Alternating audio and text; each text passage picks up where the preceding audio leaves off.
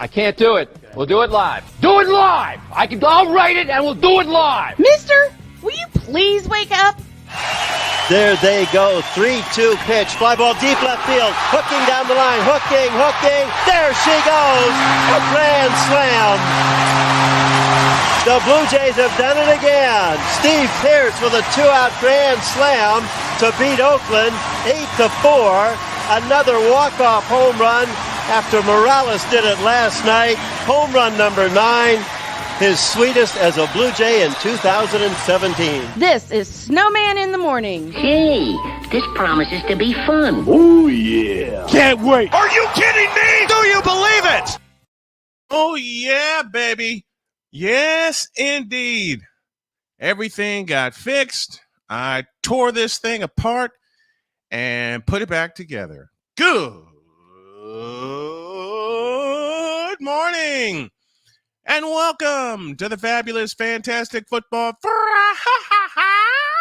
Friday edition of Snowman in the Morning. Yes, I'm hopping on caffeine today, but I'm hopping on life as well because I'm on the verge of turning 50. I'm so excited about that. And we're so excited to be presented by Black Lion Security Firm, LLC. You can follow us on all of our social media. You can see all of our social media.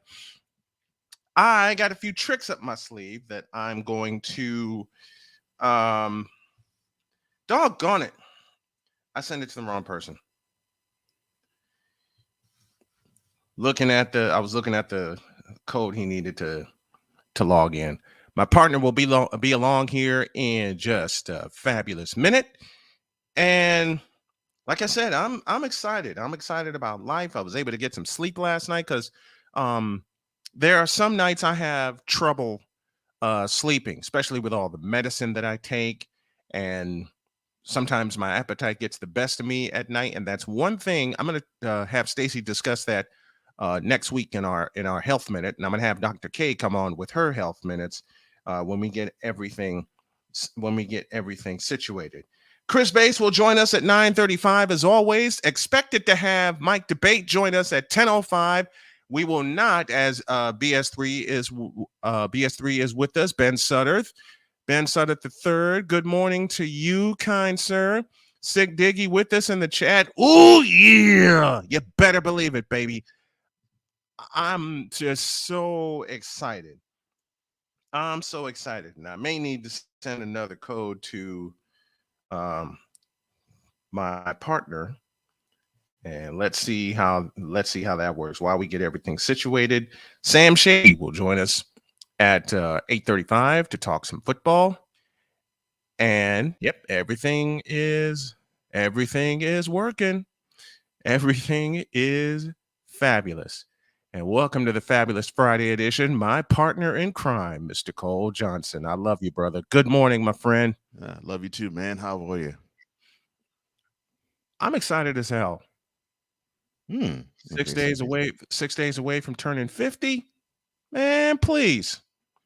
And especially after everything that's happened, especially after going through blood clots, going through pancreatic cancer, my wife saying, F this, I want a second opinion, and finally knocking some sense into me saying, look, I'm going to need you. I got no complaints. I hear that. Ryan McCarthy, where's the Hawaiian shirt? The Hawaiian shirt's coming. It'll be after this. I'll have it after this segment. I had to put it in the washer last night. Oh man. Rod Uncensored Pod with your host, Rhino Rod. Good morning, my brother. Love having you. Good morning, man. Rod will be with us each and every Monday to talk sports. We're tightening up the ship, everybody. And speaking of tightening up the ship, there's something we need to do to kick off the show, and I think you know what it is.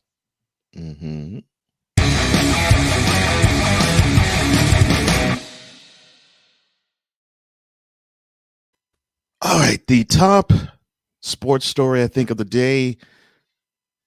DeAndre Ayton signed a 4-year, $133 million offer sheet from the Pacers, but the Suns decided to match it. You know, I never thought I would say this, but I feel bad for DeAndre Ayton. And I have a pretty good reason. He has to play with Chris Paul and fall short of the finals every year after 2021. Why am I digging on Chris Paul? Look up the results yourself, ladies and gentlemen. Okay. So the Suns decided to show no signs of doing a sign and trade. I mean, And now, I'm glad the Suns matched the offer, but why? well, okay. People get mad at me when I say trade LeBron James. Suns fans are going to get really mad at me because I say trade Chris Paul.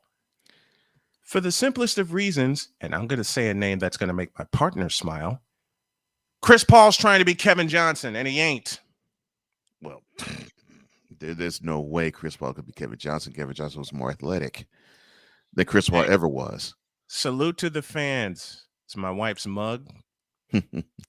So the Suns can't trade Ayton now until the middle of January and can't trade him for a full year without his consent. So it looks like DeAndre Ayton. Mr. Ayton has been taken out of any possible trade talks, with the scenario including one Kevin Durant. I've got 3 words. That'll change. Watch. That'll agree. change. I totally Next. agree. Before you get to the next one, there's a rumor floating around. The person that the Warriors want to reunite with is not Kevin Durant. It's DeMarcus Cousins.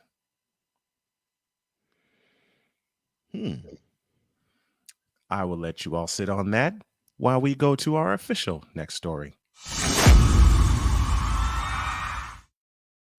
So former Steeler, let's see if I can get all the teams, former Jet, former Raven, former Chief, Le'Veon Bell says he is shifting his focus away from the NFL and going to boxing since he won't play in the league this year. Okay, next. Just move on. Move on. Had enough of Le'Veon Bell. Move on. Hold on. No. Wait. Move on. Oh. I wanted to laugh at the stupidity, but okay, fine. We're already laughing at that stupidity by moving on. Oh, Lord. Adam Silver in favor of lowering NBA's age limit. Hopeful change will be made in upcoming CBA. Move on. I'll laugh at this. And I will respond in kind. First of all, A11 saying what's up to us. Love you, A11s, for being with us. And as far as Adam Silver lowering the age limit. You big dummy. Thank you. That's what I wanted you to do right there. Let's go. Former Well, Mississippi, go on. I'm sorry. Former Mississippi governor decided to order a $1.1 million welfare payment to Brett Favre, as a defendant has alleged in the case. So, all right. Mississippi news outlets reported that this accusation, which the former governor denies, is in a filing on behalf of Nancy New, a defendant who, with her son, once ran a nonprofit and an education company there. Mm-hmm. So after pleading guilty in April to criminal charges, the 69-year-old woman and her son agreed to testify against others in what the state auditor has called Mississippi's largest public corruption case in 20 years. The de-evolution of Brett Favre as a Person and a beloved figure seems to now continue. Next, please. I don't understand him. Next, please. The it's like de-evolution for me began when he started sending naked pictures to people he had no business sending naked pictures to, which ain't Deanna Favre. Well, that's what I'm saying. And it has continued ever since then. Exactly. Idiot. I rest my case. Next. But first, a public service announcement. Oh, Lord. Have y'all seen this dude? Are we ever going to see him again? I wanted to get this out of the way and get the laughs going. Please report him to Snowman in the morning. But we'll make that a bonus story after we come back from our first break, because I have a thought about that. Oh, Lord. The horns down gesture can still be a taunting penalty, says Big 12 Commissioner Greg Burks. Now you're taking the fun out of the students' hands. Okay. You wanted to talk about it. Doggone it. Now I'll just say this sentence. Now you're wanting to take the fun out of the students' hands. That's all I have to say about it. Look, I root for the University of Texas. I don't give a. I don't. Call me an honorary Longhorn. Mm-hmm. I don't give a crap if Oklahoma or any other student body decides to do the horns down thing. It is like what my partner said. It's part of college sports. I'm waiting for the first time Texas plays Texas A&M. Right. So what? Yeah. Big deal. So TF what? So what? All right. Programming note. 2 of them. Mm-hmm. The Fifth Down Sports Show has come to YouTube. Just look for the Fifth Down Sports Show and subscribe to the network. Please subscribe to the channel. Yes. And I wanted to make this announcement public. The Fifth Down Sports Show will also be a part of the SDM Sports Network and SDM Radio. We're working out the logistics for that. And I believe that's our whip around, because I got to talk Ben. I got to talk Ben Simmons. I got to have some fun here. Close it. All right.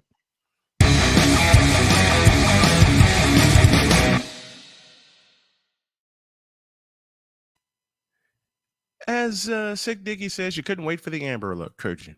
Nope. Because a thought has occurred to me, and I will do this again in my partner's honor. Have y'all seen this stupid man? Not stupid, man. Been missing since June the 20th, since before my wife's birthday last year. Now, I will not do the rest of the announcement, as I have a conspiracy theory, and I'll let you put that up for me. No. Okay. What do you mean, oh no? Is your latest conspiracy theory? Goes And like, I heard Ben Simmons in it too, so Yep. please. Yep. Well, it ain't much of a conspiracy theory, since you and a lot of other people believe my next sentence, and it goes like this. We're not going to see him this coming season at all. That's a conspiracy theory? I thought that was fact. Well, yeah, we know it's fact, but it's Friday. You know I got to dress it up a little bit. Come on, you know I got to dress it up a little bit. Ben Simmons on a basketball court next season? I mean, seriously, that dude is allergic to a basketball court. I mean, Oh, just like LeBron James is allergic to championships. Yeah. Well, I would say he's not as much allergic to championships as he is in making sense. We got to talk about that after the break. We will talk about that later. We definitely will talk about that. But Ben Simmons in the basketball court, I mean, the dude is scared. Scared. Afraid. Frightened. Shook. Terrified. Pissing down his pants. Crapping out of it. And y'all wonder why I love having Cole on the show with me and having Cole as my EP. Like I said, the only person, I will say this honestly, I've had people approach me about being my partner on the program. Mm-hmm. The only person I approached is Cole, and I knew this was a good match. But anyway, back to the Ben Simmons thing. And to repeat what my partner said, Ben Simmons is scared. What value do these teams see in him? I don't get it. I mean, what value did the Brooklyn Nets see in him to swing such a trade? I mean, We do say this as a joke, but the dude crapped the bed at this date last year. And you mean to tell me a full calendar year has gone by and teams still salivate to want this guy on their team? I don't get it. But a true championship team wants no part of him. And that true championship team's in the Bay. Now, you remember, many prognosticators said that he was going to be coveted by said current world championship organization. I'm sorry, did you say world championship organization? Yes, I actually also said current world champion organization. Yes. You did say that, right? Yes, I did. Then I have this for you. Oh, you were finished. Oh, well, allow me to retort. Ben Simmons will have no business and no place on that current world championship team because he doesn't play like a champion. He doesn't act like a champion. He certainly can't play basketball anymore, especially since crapping the bed against the Atlanta Hawks. Of all teams, he crapped the bed against the Atlanta Hawks. And of all players, he crapped the bed against a player he has a 9-inch height advantage over. Shook. Let me say that again for those of us in the cheap seats at the summit in Houston, Texas. 9-inch height advantage. And yes, I'm on a kick today. I'm on a movie kick today, and that movie's Ferris Bueller's Day Off, shot in my hometown of Chicago. Simmons. 9 times. Simmons.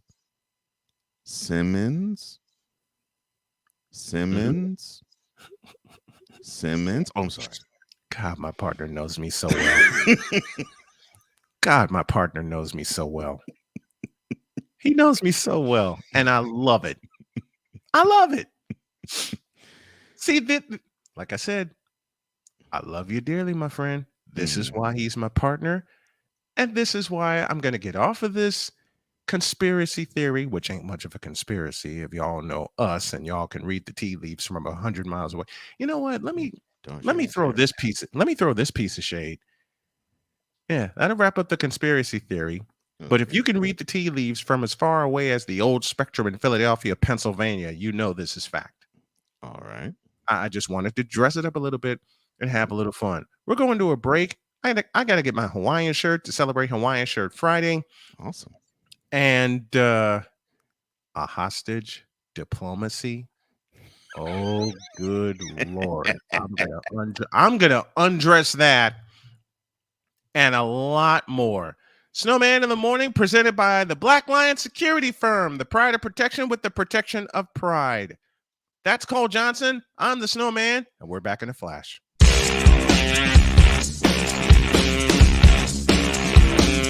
This is Snowman in the Morning.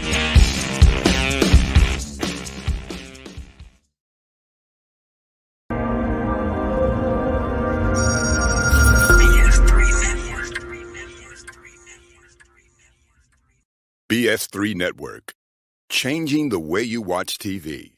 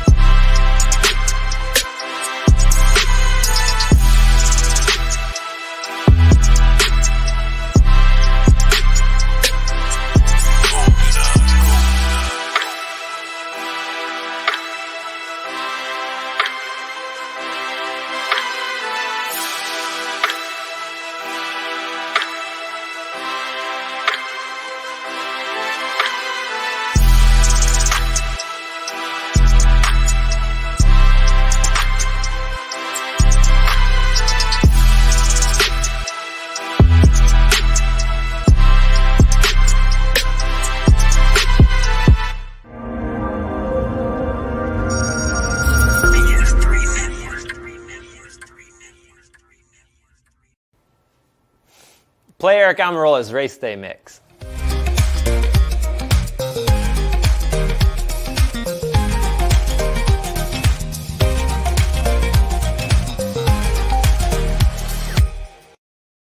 I can't do it. We'll do it live. Do it live!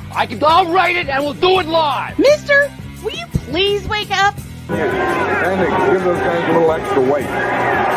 Roger Craig still on his feet, still running. What a run by Roger Craig. You'll never see a better one than that. From 46 yards. He has that thing of getting those knees high and keeping the shoulders low.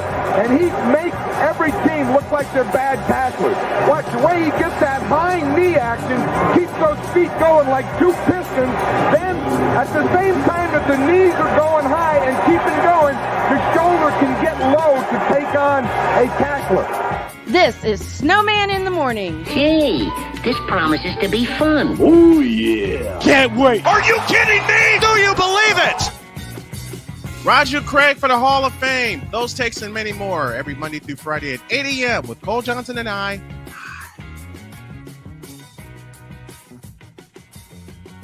Ugh.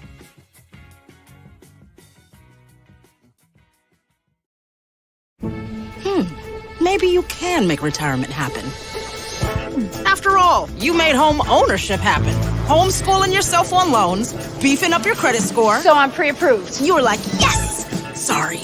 Color coding listings, ticking boxes, and flushing every toilet in a 20-mile radius. Home sweet home. You aced House Hunter. Now get the tips you need to get on track at aceyourretirement.org.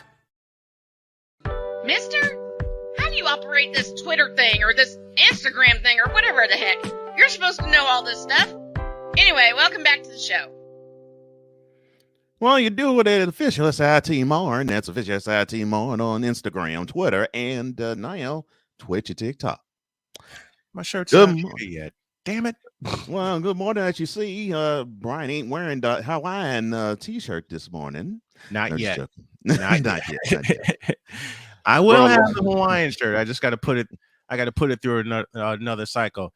Here goes Sick with the Amber Alert. Was seen on the campus of LSU trying to escape the ever-looming shadow of Shaquille O'Neal and Stanley Roberts and Chris Jackson and Dale Brown and Pete Maravich, and he's still trying to escape. Pete Maravich, for whom the basketball court that he played on and the arena that he played in is named after the beloved Pistol Pete Maravich. Mm-hmm.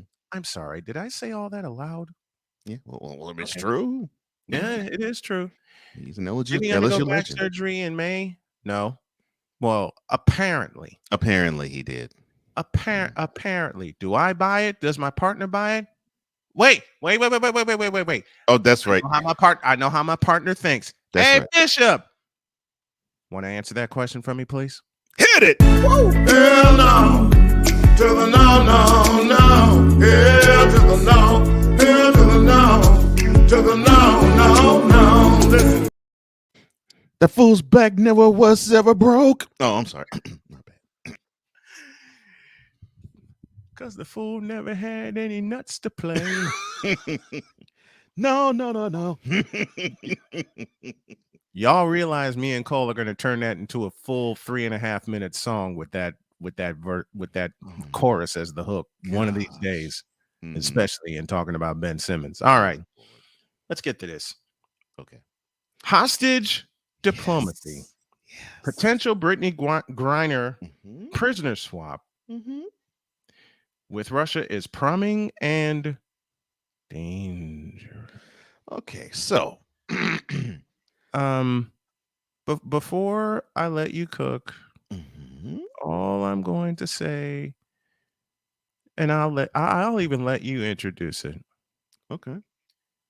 Brittany Griner and Russia have both become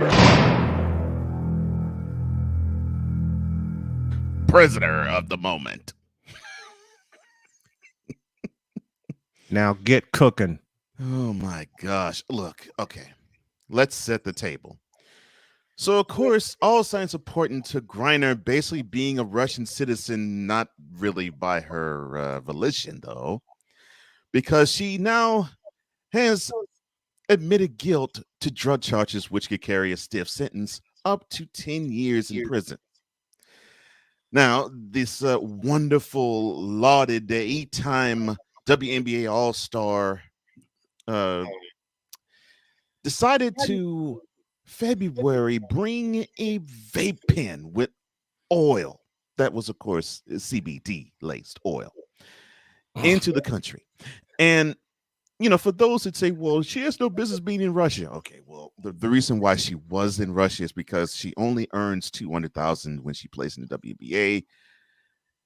She earns $1 million when she plays in Russia. So she's chasing that bag. Well, she chased the bag, and unfortunately, she wanted to do one of these numbers and realized that she messed up.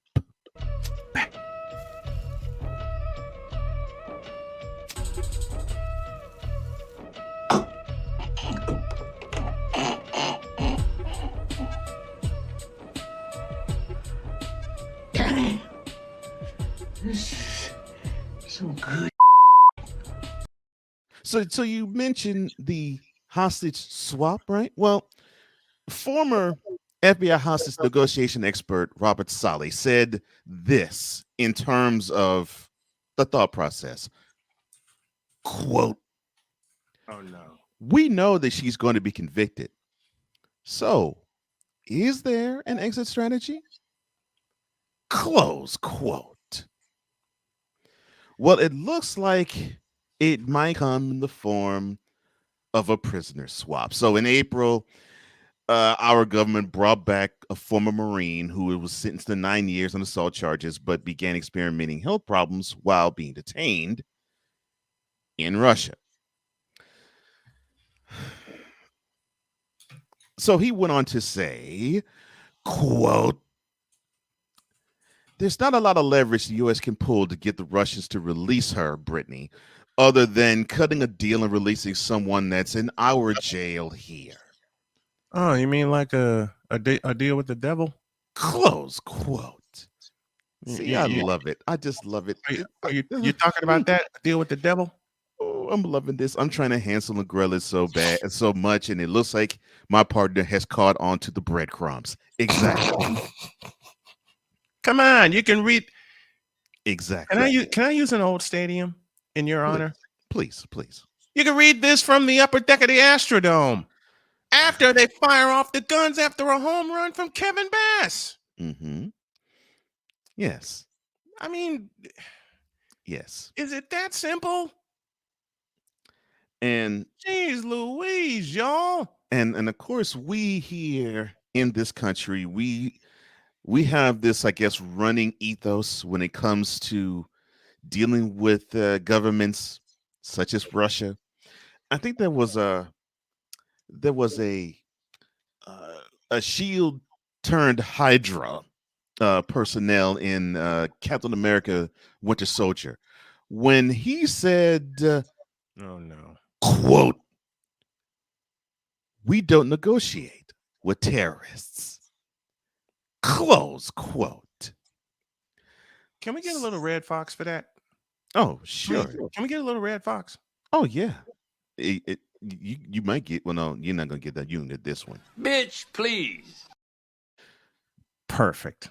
Because we know darn well, yes, they do. And in this case, I believe they will do it again. Why? Because this is a sore thumb. A sore thumb on the presidency of Joe Biden. Why? Because he has shown that he does not want to touch Russia in their conflict with Ukraine. And because of that, yeah, he's sending them money. Yeah, he's sending Ukrainians money, and he's sending Russians money too. And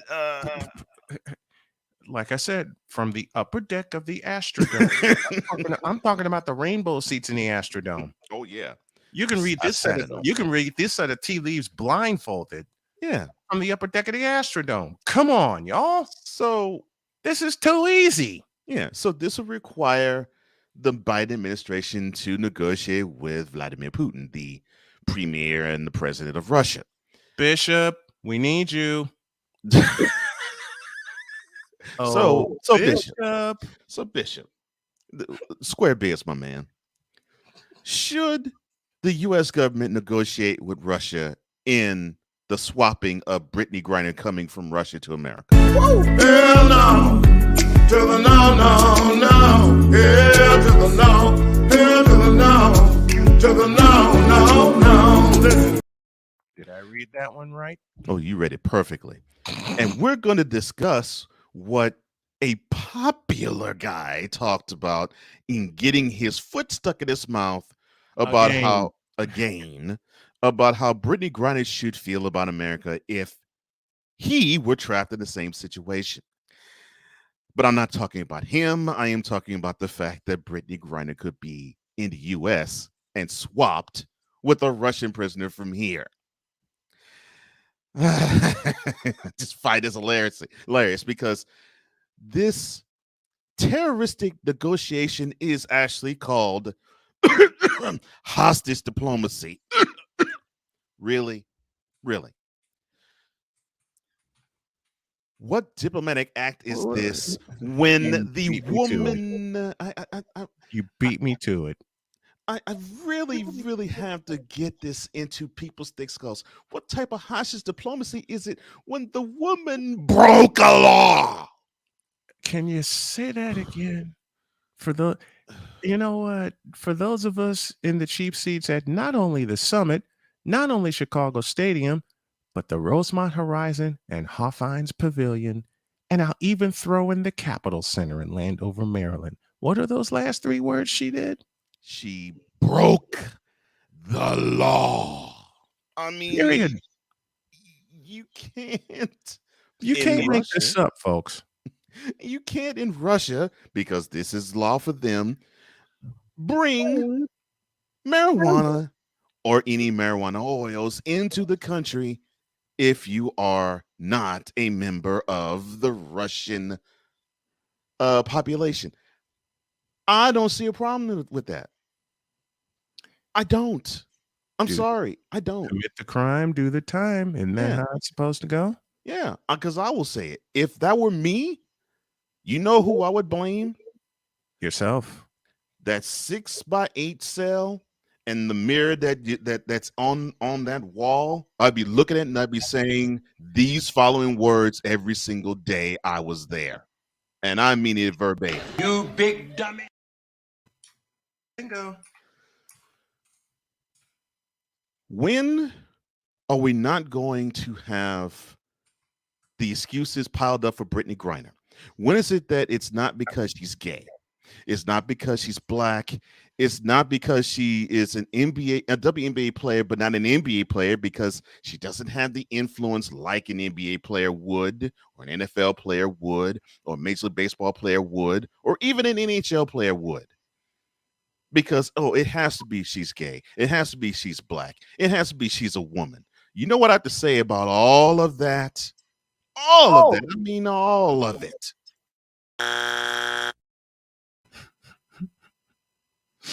She's locked up because she's gay. Bitch, are you for real? She's locked up because she's a WNBA player, not an NBA player. Bitch, are you for real?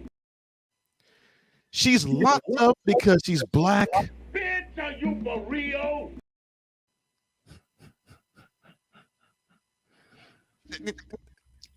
This is mind-numbing to me. She's wait a minute. She's locked up because, I don't know, she was stupid enough to break a law. Yes. Can we get a one sound we're gonna have to? Can we get a Price is Right ding ding ding horn celebration in there? We will. I mean, What have I been saying all week, sir? What have I been saying all week? She broke the damn law. This woman did the crime. She rejected the time. She broke the law. She broke the damn law. So you could try to do any type of swapping to your heart's desire. It doesn't matter. The woman went to another country and broke the law. I don't understand what the issue, the problem is. I don't.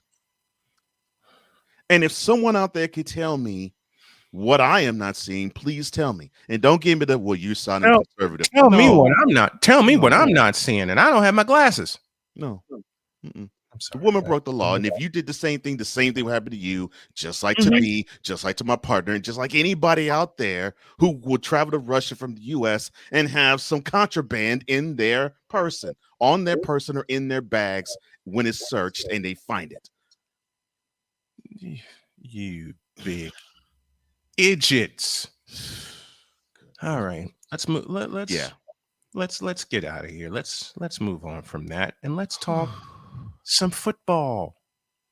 And to talk some football, the one, the only Sam Shady and the Shady Sports Network. My brother, good morning. Good morning, fellas. How you guys doing today? I'm doing great. It must be Friday. I'm loving it, man. How are you? Yes, sir. If y'all haven't checked out, complain. If y'all haven't checked out the Shady Sports Network, we suggest that you do so, because there is some, and I'm going to put this out there for my partner Sam, because I believe in it, award-winning football coverage going on. You better speak that into existence, because that's the truth. Oh, it's not only going on with us in this show, it's going on with Sam I Am and the Shady Sports Network. There is some award-winning, I said it, and I meant every word of it, because your homie the Snowman is going to be writing for said award-winning network beginning 1 week from today, with my coverage of the 49ers, the Eagles. I'm going to throw a little CFL in there, which is where we're going to go this morning. And, speaking of Eagles, I didn't do Sam right at all. Right. I didn't do him right at all. And I am so sorry, because I promised that, excuse me, every time that Sam appears, where are you? Every time that Sam appears, you will hear this.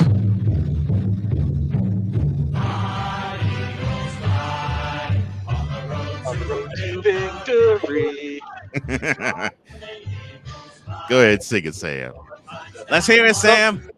Something tells me we'll have a lot of victories this season. You'll have a lot of them over the NFC East. I think so. Damn straight. Speaking of which, before we get into the CFL, I do have some NFC East news that involves the USFL, actually. Whoa, okay. Do we have a signing? Do we have a potential signing? What you got? What you got? We've got 3 signings, 2 workouts, and a third player getting 3 workouts. The floor is yours, my friend. Take it. Please. The first player to sign was linebacker Christian Sam. It's probably a name you have heard around the NFL at some point or another. He was a former 6th-round pick by the New England Patriots. That's he signs with Dallas. So a lot of speculation that Daryl Johnston is behind the scenes kind of working Dallas to try and get him to bring USFL players in. Christian Sam's the first one signed. Beloved. I love it. Smart of him. I love it. Oh, yeah, absolutely. It's good for the league.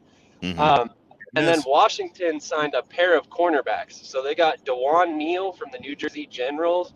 That dude he's kind of a depth piece. I'm surprised to see him signed by the NFL. He only had 14 tackles this season. He didn't have any interceptions, any splash plays.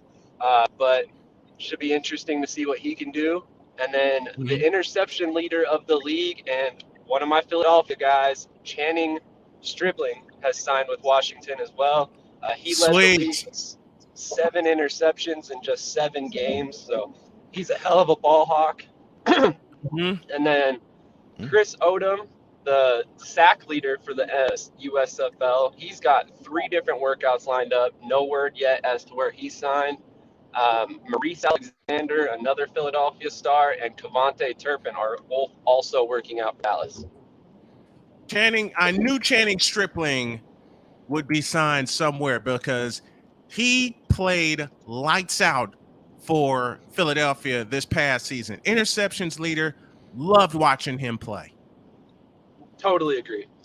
In fact, Channing Stribling, in my mind, was the first player to be signed that made perfect sense. Like, he should be in the NFL. Mm-hmm. Mm-hmm. Absolutely. I absolutely agree with that. Absolutely agree with that. Sam Shady and the Shady Sports Network giving us the football news as he does every Friday for the award-winning Shady Sports Network. Let's jump north of the border. There was a battle that happened this past weekend. It involved the undefeated Winnipeg Blue Bombers and the now once defeated BC Lions. And Sam, there was a question I posed to you. Would you take Nathan Rourke or Zach Collaros? You clearly said Zach Collaros, and Zach Collaros proved you right. That was just by chance, I think. Like I said, I tend to lean toward veteran quarterbacks. They typically know the system a little bit better. They're a little bit better at getting you in the right play. But yeah, Nathan Rourke is extremely exciting. I think he's got a bright future in football. But yeah, Collaros is hard to root against. Very hard to root against. 43-22 was the final in that game. And what's with the Edmonton Elks? All of a sudden they're winning now. What's up with that, Sam? You know, it's kind of surprising given all the changes they've had at quarterback and the other moves they've made. But, you know, at the end of the day, I really like the roster that the Elks have built. They truly believe in competition, especially at that quarterback position, which I think is a big reason why they're finding success right now. And this is the same Elks team that went to BC and got demolished. And they come back from double digits 3 times against the homestanding Montreal Alouettes, and they beat them. This is an Edmonton team that went through the same thing the Redskins went through in changing their name. And of course, I got a theory about that. I'll do that next week. But this is an Elks team down by double digits 3 separate times. And they come all the way back and win 32-31 on the road in Montreal. This is a young team that is coming together at the right time. Agreed. I wholeheartedly agree. And in fact, I've been very lucky. I've actually gotten to interview 3 separate Elks players that are on the roster right now. Now you know you're going to have to feed your homies here some interviews. You know that, right? Hey, if you want them, I got more players than I can handle, my friend. So okay. I would love to send something your way. What we'll do a collaboration, and every player that Sam sends to us, we will be more than happy to highlight not only this show and the networks that we're on. Well, we will definitely highlight the award-winning Shady Sports Network. And yes, I'm speaking those words totally into existence within the next couple of years, because if y'all haven't had a chance to see Sam Shady's work, I suggest you do, especially on YouTube. Man, he brings them all. And Sam, I am so happy, so proud, so humbled and honored to have you be a part of this show, a part of the SDM Sports Network, which is also going to be award-winning. Have you every Friday to talk some football with us. Man, it is an honor to have you. It's an honor to be here. I mean, to be completely honest, when you first contacted me on Facebook, I wasn't really sure where this was going to go. But you know what? It's been nothing but fun, and I have nothing but respect for both of you guys.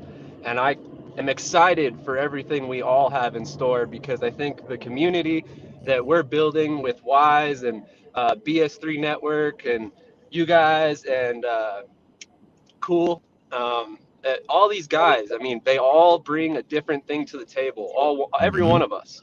So none of us are stepping on each other's toes. We're all collaborating. We're all working together to build something that's amazing for you guys, the fans. And I am extremely excited. I literally can't say that enough, because I think we've got, in my personal opinion, probably some of the best people in the media world on our crew right now.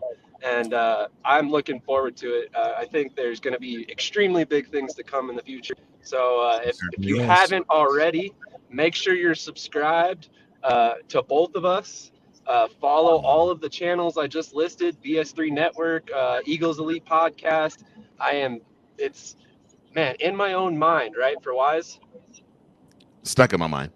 Stuck in my mind. Sorry about that. Yeah. I apologize, Wise, if you're in the comments. But make sure you subscribe to all these networks, because every one of these guys is nothing but the best people on the planet, as far as I'm concerned. Agreed. We are having so much fun in have you. That's Sam Shady of the award-winning Shady Sports Network with some football coverage as he joins us every single Friday. Thank you, Sam, so much. Love you, brother. We'll do it in 7 days. Absolutely. See you guys in a week. All right. Thank you, Sam. Have a good one. You too, brother. You realize we're going to have an absolute blast come football season, come NFL football season, because it's always, with us, it's always football season. Mm-hmm. Yeah, who would expect that? And I'm just going to go ahead and put this out there. Who would expect a couple of black guys to talk Canadian football? Because you know how that narrative goes. Mm-hmm. You know how that narrative goes. Well, you're only supposed to talk NFL. Says who? Yeah. Says who? I don't believe it. Cole doesn't believe it. I mean, we broke down the USFL for 13 weeks with Sam joining us. Mm-hmm. And I knew he'd be such an asset to us and this show. Wonderful asset. Man. Wait till the NFL season rolls around when we have him covering the Eagles, Cool McCain covering the Eagles, myself covering the 49ers, with Cole covering the Texans and any other team he wants to be a part of. And of course, our senior analyst, Mike Debate, joining us each and every. Man, please. I said $2 billion within 2 years. I do not stray away from that. I got to go get a shirt. We'll take a break. I'll have my shirt on. I'll have my Hawaiian shirt. I promise. I just have to go get it.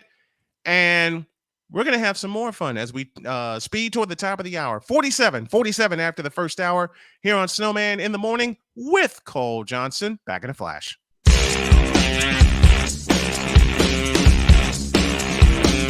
This is Snowman in the Morning.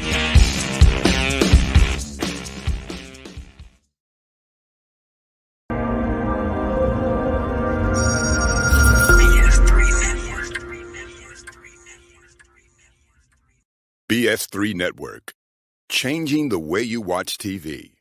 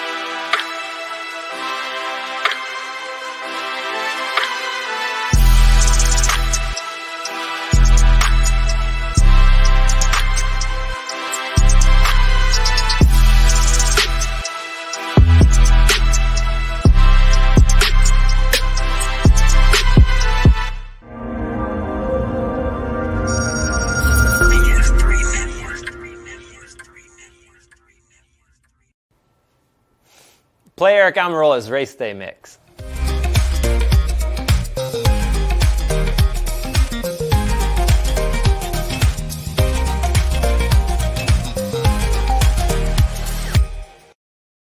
I can't do it. We'll do it live. Do it live! I'll write it and we'll do it live! Mister, will you please wake up?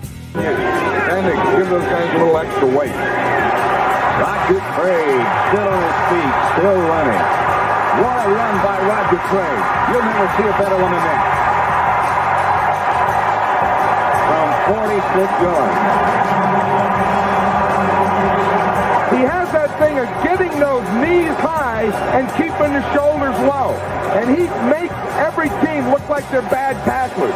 Watch the way he gets that high knee action, keeps those feet going like two pistons. Then, at the same time that the knees are going high and keeping going, the shoulder can get low to take on a tackler. This is Snowman in the Morning. Hey, this promises to be fun. Oh, yeah. Can't wait. Are you kidding me? Do you believe it? Conspiracy theories, hot seats, and prisoners of the moment. Oh, my. Check us out Monday through Friday, 8 a.m. Eastern.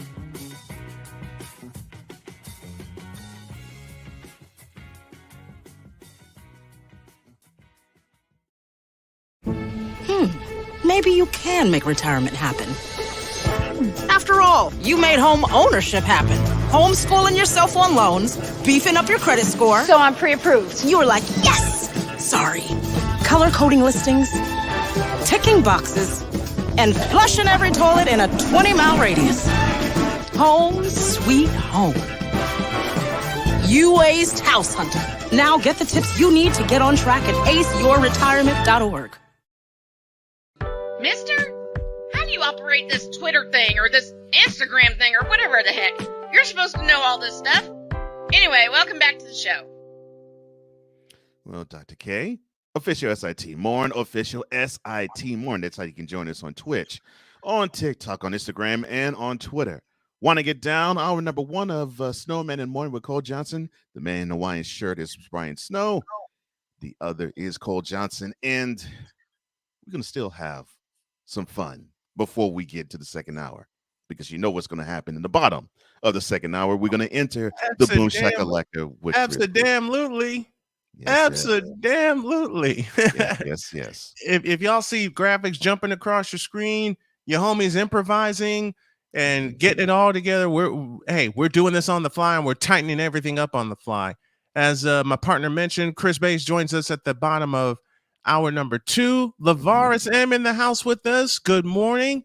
This gentleman right here, Darnell, the playmaker, Solins. Good Friday, fellas, and everyone watching. Darnell, we love you. We're glad that you're okay. Yes. The pipe bomb was just the bomb. Okay. I'm just gonna leave it there. I'm just gonna leave it there. We can't wait to have you. We can't wait to have you on breaking down everything with the world champion Los Angeles Rams. Yeah. Ryan McCarthy, the Eagles will win the NFC East. No, that's what I'm saying.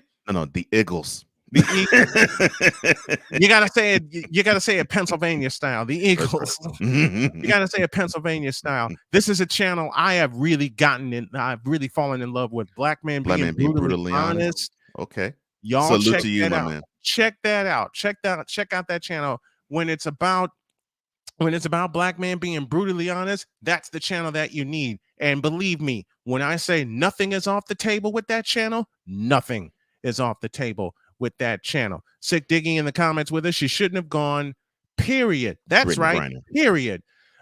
There was a travel advisory warning against traveling to Russia put out by the U.S. State Department, and she went anyway. Unfortunately, it goes like this.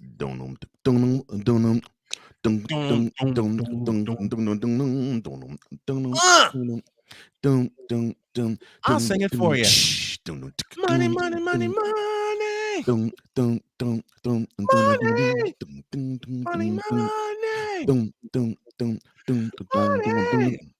See, some people gotta have it. Oh, I'm sorry. Go ahead. It's all right. If I were an agent of any athlete who plays overseas, I'm having them watch Midnight Cowboy to see what could happen in another country when you hear the 3 key words: break the law. You and me are right here, Ryan, with that. Yes, sir. Hey, we're on the same page. Yes, sir. We're on the same page. What about her being an American at a time when the U.S. and Russian relations are intense? I only have one word for that. Oops. It's Snowman in the morning. We're inside the comments. We're presented by the Black Lion Security Firm. Thanks to Dr. Charles Faulkner for heading up that sponsorship. Salute to the Black Lion Security Firm. That's the Russian elite, Cole. Plus, CBD isn't recognized as medicinal in the Russian Federation. That's probably what Brittany Griner's wife, that she's trying to argue, probably should have told Brittany. All right. Listen, my dad would have been all over my ass. And mine over mine. Had I disobeyed anything. No, since I'm an adult, Dad, this is in your honor. My wife would have been all over my ass if I do something dumb like that. Dumb. Yeah. You got to know where you're going.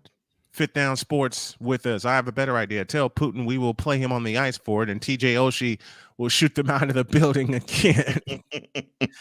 Only Dietz would come up with something like that. And Putin don't want that, Dietz. He doesn't want that smoke. He doesn't want that smoke. Yet there are non-Russian clubs in the KHL who have decided to pull out of the league following the start of the war. Smart. Oh yeah, very, very smart. Oh yeah. We stay in the feedback section, aka the comment section. Did you know the Russian sports has been frozen out of all sports competition? I'm going backwards with these comments since we've missed so many. And thank you again to Sam Shady for being on with us. Most of our fellow WNBA players left UMMC Ekaterinburg. I know I butchered that. I apologize. After Russia invaded Ukraine. There's your answer right there. Of course. Right there. But here's the thing. All of that is sick. You're brilliant because you know how it is and you have an idea as to what's going on, especially since you're in Europe. So you have an understanding as to what's going on there because you're closer to than we are. Although I know you're in Scandinavia, and of course, the war is not there. It is much further south and to the east of you. But still. You has an idea. That's the thing. Yeah, but still, you have an idea of what's going on.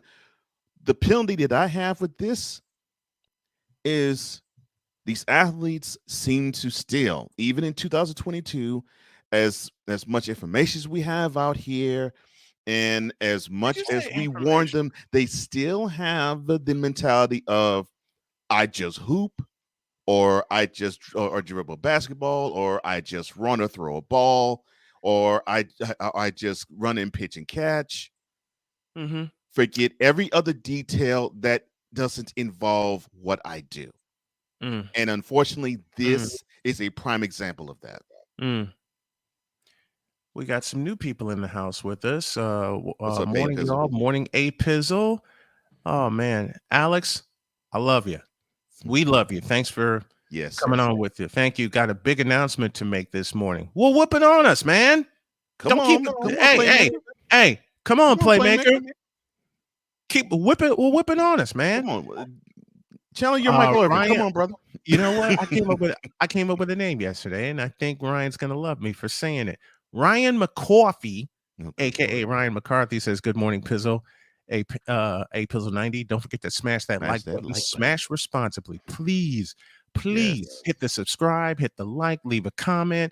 It helps us grow. It helps this show grow. We're already internationally syndicated. Thank you, Sick Diggy, for that. Andrew says, good morning at 8 Pizzle 1990. We embarrassed Putin in 1980, and we did it again on Russia's home turf in 2014. And it's like we said, and effectively what Dietz is saying. They don't want this smoke. They don't want that smoke. They really don't want this smoke. If you haven't subscribed to the Fit Down Sports Show, put this up again. Please subscribe to the Fit Down Sports Show. Let's help. And congratulations on that show, bro. Congratulations, Chris. Congratulations, Chris. And Chris, it's going to take me a little longer than I expected because family and I just moved. I made you a promise to get you some equipment. I intend to keep that. Oh, look at this. Scored an affiliation with Paramount Plus. Congratulations, man. See, yes. Playmaker, you're going to have to give us that secret because we want to do the same thing. Yeah. If you want to affiliate with us, separately and collectively, yes. Yes, separately and collectively. And I would be remiss if I didn't say this. If y'all haven't had a chance to check out, let's see, how does he say it? Oh yeah, it goes like this. Call Sports with a Z. I suggest you do so. I know I butchered that because I don't have my full voice this morning, but you do it better than almost just about everybody else. Well, you're my partner. I love you. I love Cole Sports. Can't wait to see you on the daily again, as well as the mothership. You will. And listen, you know what got me hooked on Cole Sports, and I've told this story a lot, but what got me hooked on Cole Sports was when DeMarcus Cousins first signed with the Golden State Warriors in 2018, and the first line I heard Cole say was, the Warriors yelled, checkmate. And of course, at the time, LeBron, I'm sorry for cussing, signed with the Los Angeles Lakers. But, and all I had to hear Cole say was the Warriors yelled checkmate. And he started an email, which has morphed into this show, that said, email NBA fan. Subject of email. Free body of email. Soon as he said free, I was at Starbucks when that happened. And yes, I'm still a Starbucks fiend to this day. I was at Starbucks when that happened. When I listened to that, when he dropped it, I dropped out of my chair and laughed my head off. It's because you remember people then were talking about, well, it's unfair that the players want to hop on. And they're still going to talk about that. Listen, yeah. And they're still going to talk about that. I was like, look, the dude was a free agent. He was free to do what he wanted to do. He decided he wanted to play for the Warriors. I got a request. I got a request from Rod Isaac. For all of you fools that think you're going to take us down, take this show down, and believe me, I've had a gentleman, and I use the term very loosely.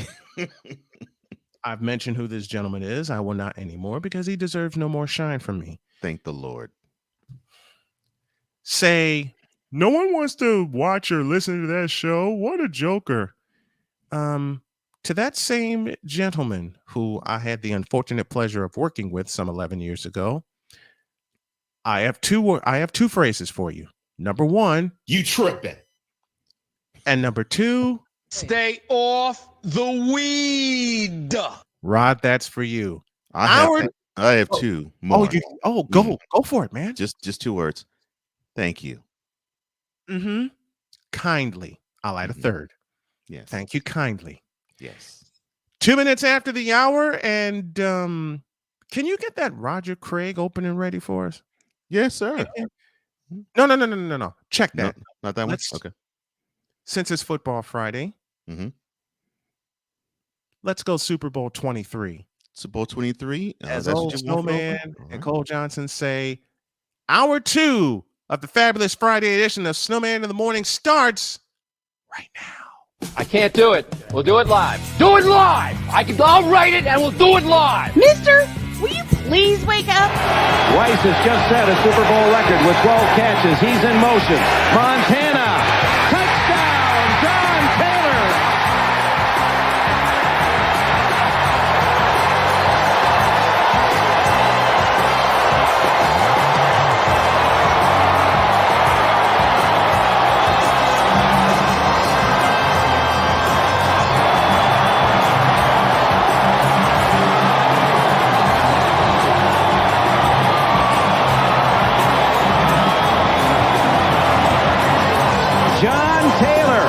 Who sells cars in the off-season for Reggie Jackson, has just hit the home run for the 49ers. This is Snowman in the Morning. Hey, this promises to be fun. Oh, yeah. Can't wait. Are you kidding me? Do you believe it?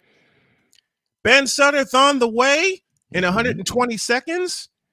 And look, as far as the modern football fan goes, their king is Tom Brady. The real football fans' king is Mr. Montana. And I hate saying that aloud? No. Do I hate the fact that even though I laud Tom Brady's statistics, that I still say Montana's the king? No. I have no qualm in saying that at all. And I have been asked several 100,000 million times over. I'll even go one step further. You got one? You got one for me? Hit me. Do I feel ashamed that I do not call Floyd Mayweather, Tom Brady, and LeBron James the greatest of all time in their chosen athletic fields? I think we need a certain bishop to. Yes, we do. answer that question. So I will let you do the honors. Bishop, are we ashamed that we don't call those folks the king of their chosen areas? Hell no, to the no, no, no. Hell to the no, hell to the no, to the no, no, no. Listen. I have been questioned, and I use the term loosely. Matter of fact, I will just say I have been told that I should respect Tom Brady and his greatness. I do. I'm about to say. I do. How can you not respect? This is nothing about hatred and the numbers Tom Brady has put together. I mean, any player that can win 4 Super Bowls, ... or more gets every piece of respect from me. Don't get it twisted. Yeah. But when you're talking, if you're making an effective comparison, and yes, I use the term effective. When you're making an effective comparison about quarterbacks that have stood the test of time, there's a couple of goose eggs that have stood the test of time. No Super Bowl losses and no Super Bowl interceptions. Stanley Richards was the closest player to picking off Montana. What's that? What's that? The play before or 2 plays before that touchdown pass we just played? That was a play before a touchdown to Jerry Rice. Oh, sorry. It was earlier. Okay, my bad. Yep. Okay. Yep. About 11 minutes remained when Stanley Richards nearly put a 1 in the interception column, but dropped the ball. Yeah. And then Stanley Richards was dropped. Like a bad and then he hit Jerry Rice, who made a fabulous catch. When have we not said that? Right. Made a fabulous catch, stretched the ball over the goal line. Can we get John Taylor into the Hall of Fame also? And speaking of which, we got someone on the hotline that we're going to bring in right now. The man in charge of the BS3 network is with us, and his name is Ben Sutterth, and he joins us right now. Good morning, Ben. Good morning. Good morning. Glad to hear some 49ers talk this morning. Can we get John Taylor in the Hall of Fame? I would love it. Hell, for that matter, and I put this out on Twitter in a video earlier this week. Can we get the one, the only Roger Craig in the Hall of Fame? Can we do that? We can. I would love to see Roger Craig in. Taylor probably won't get in because of stats. I think I mentioned this on the past show. Yeah. The Hall of Fame is a stats game. Roger Craig though should be in. He was a trailblazer, for like you talk about for Marshall Faulk and for these receiving receiving running backs. Yeah. I mean, Christian McCaffrey gets paid for having a 1,000 season. Roger Craig gets absolutely no love for having a 1,000 season. Tell me what's up with that. Yeah, and McCaffrey can't play more than 6.5 games a year. Right. So, like that just tells you the difference in times that we're in now, where guys that cannot stay healthy get paid a bunch of money, and guys that play during that tougher time of football don't get as much respect. Right. Tougher time of football. Everyone seems to forget that as they laud Tom Brady, saying, "Oh, look at the numbers he's put up." And I'll say it again. Nothing against the numbers that Tom Brady has put up. Nothing at all. But if you want to talk about a trailblazer, and you could put Terry Bradshaw in this conversation because he also won 4 Super Bowls. In fact, he was the first to win 4 without a loss. But the slight tick and edge to Montana, no interceptions in the Super Bowl. Terry has thrown 3, but Montana played 4 Super Bowls without a blemish, without an interception. Yeah. That is hard to do. That's true. Ben Sutterth joining us here talking football on this fabulous Football Friday. And speaking of the 49ers, with all of the quote-unquote turmoil that's going on surrounding their quarterback position, I say it's all smoke and mirrors. Yeah, I agree. I think it's all smoke and mirrors because Trey Lance will not see the field. Jimmy Garoppolo is going to be healthy, which is what a lot of people don't get. Listen to me carefully. The reason why Garoppolo struggled, he was hurt. And yet he still took it within an eyelash of a Super Bowl. What's wrong with this picture? Yeah, I think when it comes down to Jimmy G, he is their guy. If he wasn't their guy, they would have made a deal by now. Would you say that again, please? Would you say that again, Ben, for us? He is their guy. I'm not going to say that I'm the biggest Jimmy G fan either, but I am going to say he is the 49ers guy, or else they would have made a move already. I mean, I don't think Trey Lance is ready. Nope. I do think if Jimmy G goes down and Trey Lance comes in, that it could be his job to take, depending on how he plays. Mm-hmm. But it's Jimmy G's team, and they haven't made any moves to say otherwise. And they won't make any moves to say otherwise. This is the final year of a 5-year deal that they signed him to. And I believe Jimmy G and the Niners are going to ball out. They're going to walk his ass into the office and put something blank in front of him and say, sign this. And you fill in the numbers.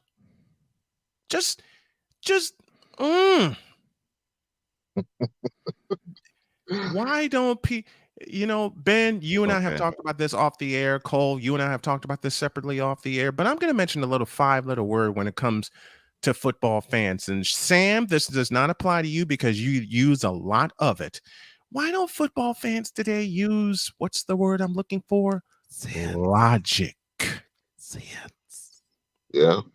And there's logic, and there's also, this is a business. People get the emotions out of the football, out of the NFL. It's not just about throwing footballs. This is a business. And I'm gonna make a little bit of a parallel, but Le'Veon Bell, I don't know if you guys, as I was perusing social media, Le'Veon Bell. I'm sorry for you, Ben. Go ahead, Ben. Yes. Go with it, Ben. Ben was perusing social media. Take it, Ben. Which I do from time to time. But there was a report saying Le'Veon Bell regretted holding out, which, it didn't work. Now, I'm for the player. So I get it. I understand why you did it. But at this point, he hasn't been on a team for more than a year in the past, 4 years. So we have to understand that this is a business. It's just like your job. If you own a business, it's the same thing. So it comes down to what the numbers look like, and it makes sense to keep Jimmy G instead of trading him and having Trey Lance that may not get you to where you want to go. And that's just the simple truth. And it also makes sense to keep Jimmy G instead of, and this is the most ridiculous rumor I've heard, trading him to the Seattle Seahawks for what? They have no assets. They have no money.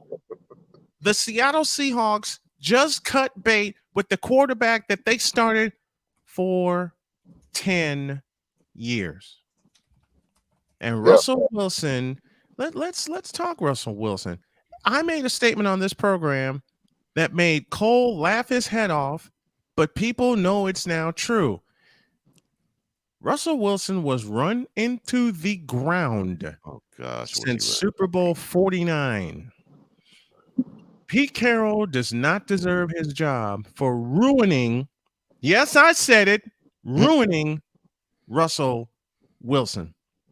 But at the same time, part of it's Russell Wilson's fault for not calling, what's the word I'm looking for, gentlemen? An audible. Yeah. Well, and I'll jump in. I'll jump in there too. I think Russ waited too long to say it was an issue. Yeah. He waited too long when he was getting beat up, running around. I mean, they tried. I think they signed Dwayne Brown at one point for left tackle. It seems like, I guess that didn't work out. They traded away tight ends. They just seemed to Dwayne sabotage him, if you will. They thought Dwayne Brown was going to be House Ballard. And anybody remembers the Buffalo Bills, you remember Howard House Ballard, one of the best right tackles to ever play. But they didn't give Russ everything he needed, basically. Exactly. Yeah. And as soon as Marshawn Lynch went bust, that was that. And they haven't had a running back since him. Exactly. And a they were having consistent running back since him. and they were having trouble running at the starting the tail end of his time in Seattle. Yep. They sure were. They sure were. And Seattle hasn't been right since Super Bowl 49. Nope. I've said that here, and to anyone within shouting distance, they haven't been right since Super Bowl 49. And they're not going to be right either with now Wilson gone. Okay? It took a miraculous comeback against the Green Bay Packers to get them to Super Bowl 49. Aaron Rodgers, I'm looking dead at you. Please do. Because that should have been Green Bay's appearance. Yep. Number one. Number two, it took Seattle 3.5 quarters to trust Marshawn Lynch in a conference championship game. Am I off on this assessment, gentlemen? What a am I off on that assessment about the NFC Championship that year? What a foreshadowing of things to have come 2 weeks later. Absolutely. Yeah. In Phoenix, Arizona, which is where the Super Bowl is. If they were to have trusted Marshawn Lynch earlier in that game, they'd have been involved. They probably would not have needed to come back from that game. They probably would be winning it going away. Mm-hmm. And then they do the same mistake in the Super Bowl 2 weeks later. 2 weeks later. And it cost them another championship. But Ben, am I wrong in that assessment? It took them too long to trust Marshawn Lynch. Am I wrong? No, you're not wrong at all. I mean, his ability and skill to get in the end zone or to break tackles wasn't like a brand new thing. That he was on the team for years. So I don't get that. I don't get that at all. It was unparalleled in the league at the time. Listen, I make this I make this comparison out loud. Marshawn Lynch kind of equals Roger Craig. Power, speed, doesn't have the high knee action, which I love about Roger Craig, but his propensity to get, and Cole just said it, propensity to get into the end zone. Yeah. The dude ran violently. And I say this in a complimentary fashion, because as an offensive lineman, you love to see a running back who is willing to say, it's going to take a whole lot of you to bring me down, and I dare you to try it. Yeah. This guy ran violently. And when you have that, man, you want to block harder for a guy like him. And preach that again. Preach that again. When you see a guy that runs like that, runs passionately and violently, man, everybody, the wide receivers even want to hold their blocks longer. Mm-hmm. Absolutely. Because they don't want to disappoint him. They're like, okay, we want you to get every single yard you want to get, homie. We got you. And he was a bowling ball. I mean, I would compare him to not as big as Jerome Bettis, but Jerome Bettis. Yeah, great comparison. I was going to say that. I was like, man, not quite Jerome Bettis, but the similar type of running style. That is what I see in him too. Yeah. Bettis, Eric Dickerson from the 80s, Earl Campbell. Definitely Earl Campbell. Talking about bowling ball running back, Earl Campbell. Here's a combination of power and speed. Look back to the old Atlanta Falcons. William Andrews, William Montgomery from the Eagles. Oh, Wilbert Montgomery, yeah. Wilbert Montgomery, thank you. Wilbert Montgomery, one of my favorite fullbacks, Matt Suey. Oh, nobody talks about him. No, I do. There's a huge reason why Walter Payton led the league career-wise in rushing. Number 26 was a huge reason why. Yes. Matt Suey. I'll say another fullback's name, which will make you both smile. Darryl Moose Johnston. Yes. The forgotten position. Yeah, fullback. Mm-hmm. Now it's rare. It's rare that you have a fullback on the roster. It sure is. Mm-hmm. It sure is. All right, 19 after the hour. We're coming up against the break, but always. Here's a name, Mike Allstott. Yes, that came to mind. Man, salute to the fullbacks. Yeah. Let's get some more fullbacks in the Hall of Fame. Man, I would love one more before we let Ben go and we go to a break. One more. You both are familiar with this name, Tom Rathman.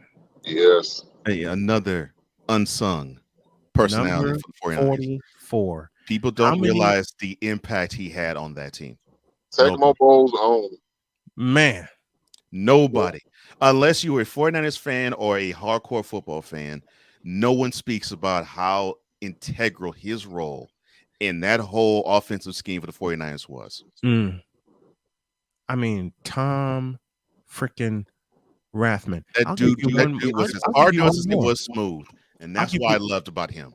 Give you one more when we're talking Giants. Maurice Carthon, who blocked not only for Joe Morris, but for a Super Bowl MVP, Otis Anderson. Oh, well, Bill Parcells loved him so much. He's like, look, when you retire, you are going to be a coach for me. He ended up coaching running backs. He did for many, many years. All right, we're up against the break. We got Wise waiting for him. But Ben, thank you so much for coming on with us as you do every single Friday. We love you. Ben. Thank you so much, man. Yep, no problem. No problem. Great to be on. Have a good weekend. Thank you, brother. All right. Can we get some love for the fullbacks? Please. Can we get some love for the fullbacks? Please. Can we get some love for the fullbacks? Because there's not enough love to go around.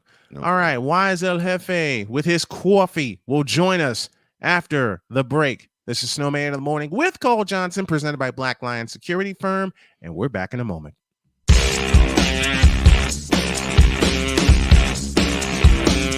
This is Snowman in the Morning.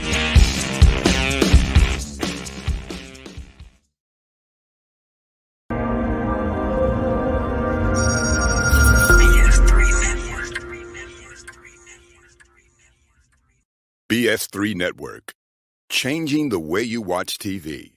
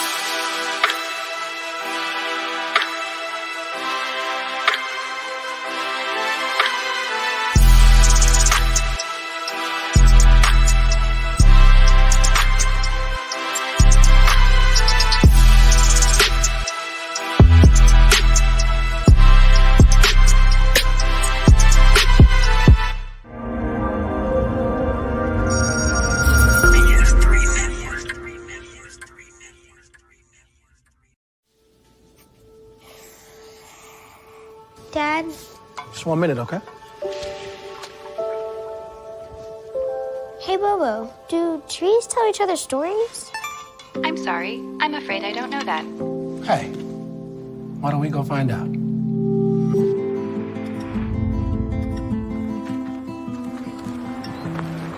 Listen. Do clouds take naps? I couldn't tell you.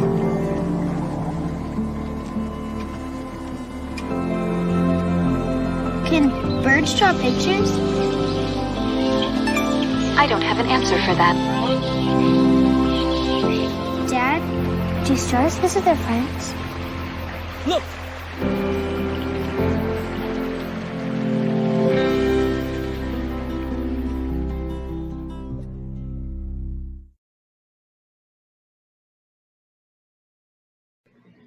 LeBron James is trash as a basketball player. Wow. I will say that one more time. You said it so easily. I've been saying it for 20 years.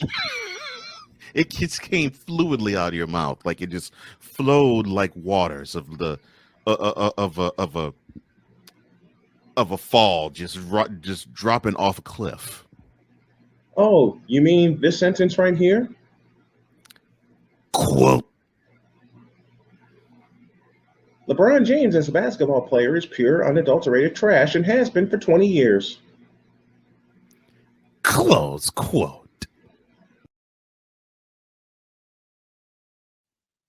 I said that, and I'm going to say many more. Weekdays, 8 a.m. Eastern, live. Mister, how do you operate this Twitter thing or this Instagram thing or whatever the heck? You're supposed to know all this stuff. Anyway, welcome back to the show. It's official SIT Morn, Dr. K. It's official SIT Morn on Twitch, TikTok, Instagram, and Twitter. Back at hour number 2 of Snowman in the Morning with Cole Johnson. That with the Hawaiian shirt on is Brian.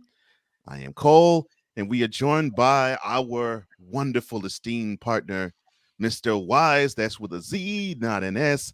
LF. What's going on, brothers? Oh man, everything is I have lovely. I have a present for Wise. One of my favorite PA announcers is the late great Bob Shepard, who was the voice of the Giants at Old Giant Stadium, and of course the New York Yankees. Of course. So I gotta give you this. Now batting for the Yankees, the shortstop, number 2, Derek Jeter.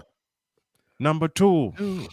Even after he passed, They still played it. And they even played it at the All-Star game in Minnesota. His last All-Star game in 2014, they said the rule was no one can introduce Derek Jeter except Bob Shepard. So they recorded him saying it, and the rest is history. Speaking of Derek Jeter, nice segue, sir. Alex Rodriguez is pissed off. Why? I don't understand it. Why? Because Jeter called him out. No. Why? No, my thinking is, why should he be upset? Because he knows he's a jack donkey. Listen. All my man G did was tell the truth. Yeah. Alex is a bad teammate. Alex is a selfish person. He's more than a bad teammate. He is the opposite of Jeter. Let's put that out there. Mm-hmm. I love saying it the Shepard way. I can only say it the Shepard way now. Like, they're on the opposite side of the spectrum. Mm-hmm. Jeter could do no wrong, and he did no wrong. Jeter, he was a playboy, yes, whatever, but you never had. But see, Jeter he did it smooth. My man did it smooth. Nobody did the playboy style smoother than him. Nobody. Besides Bruce Wayne, no.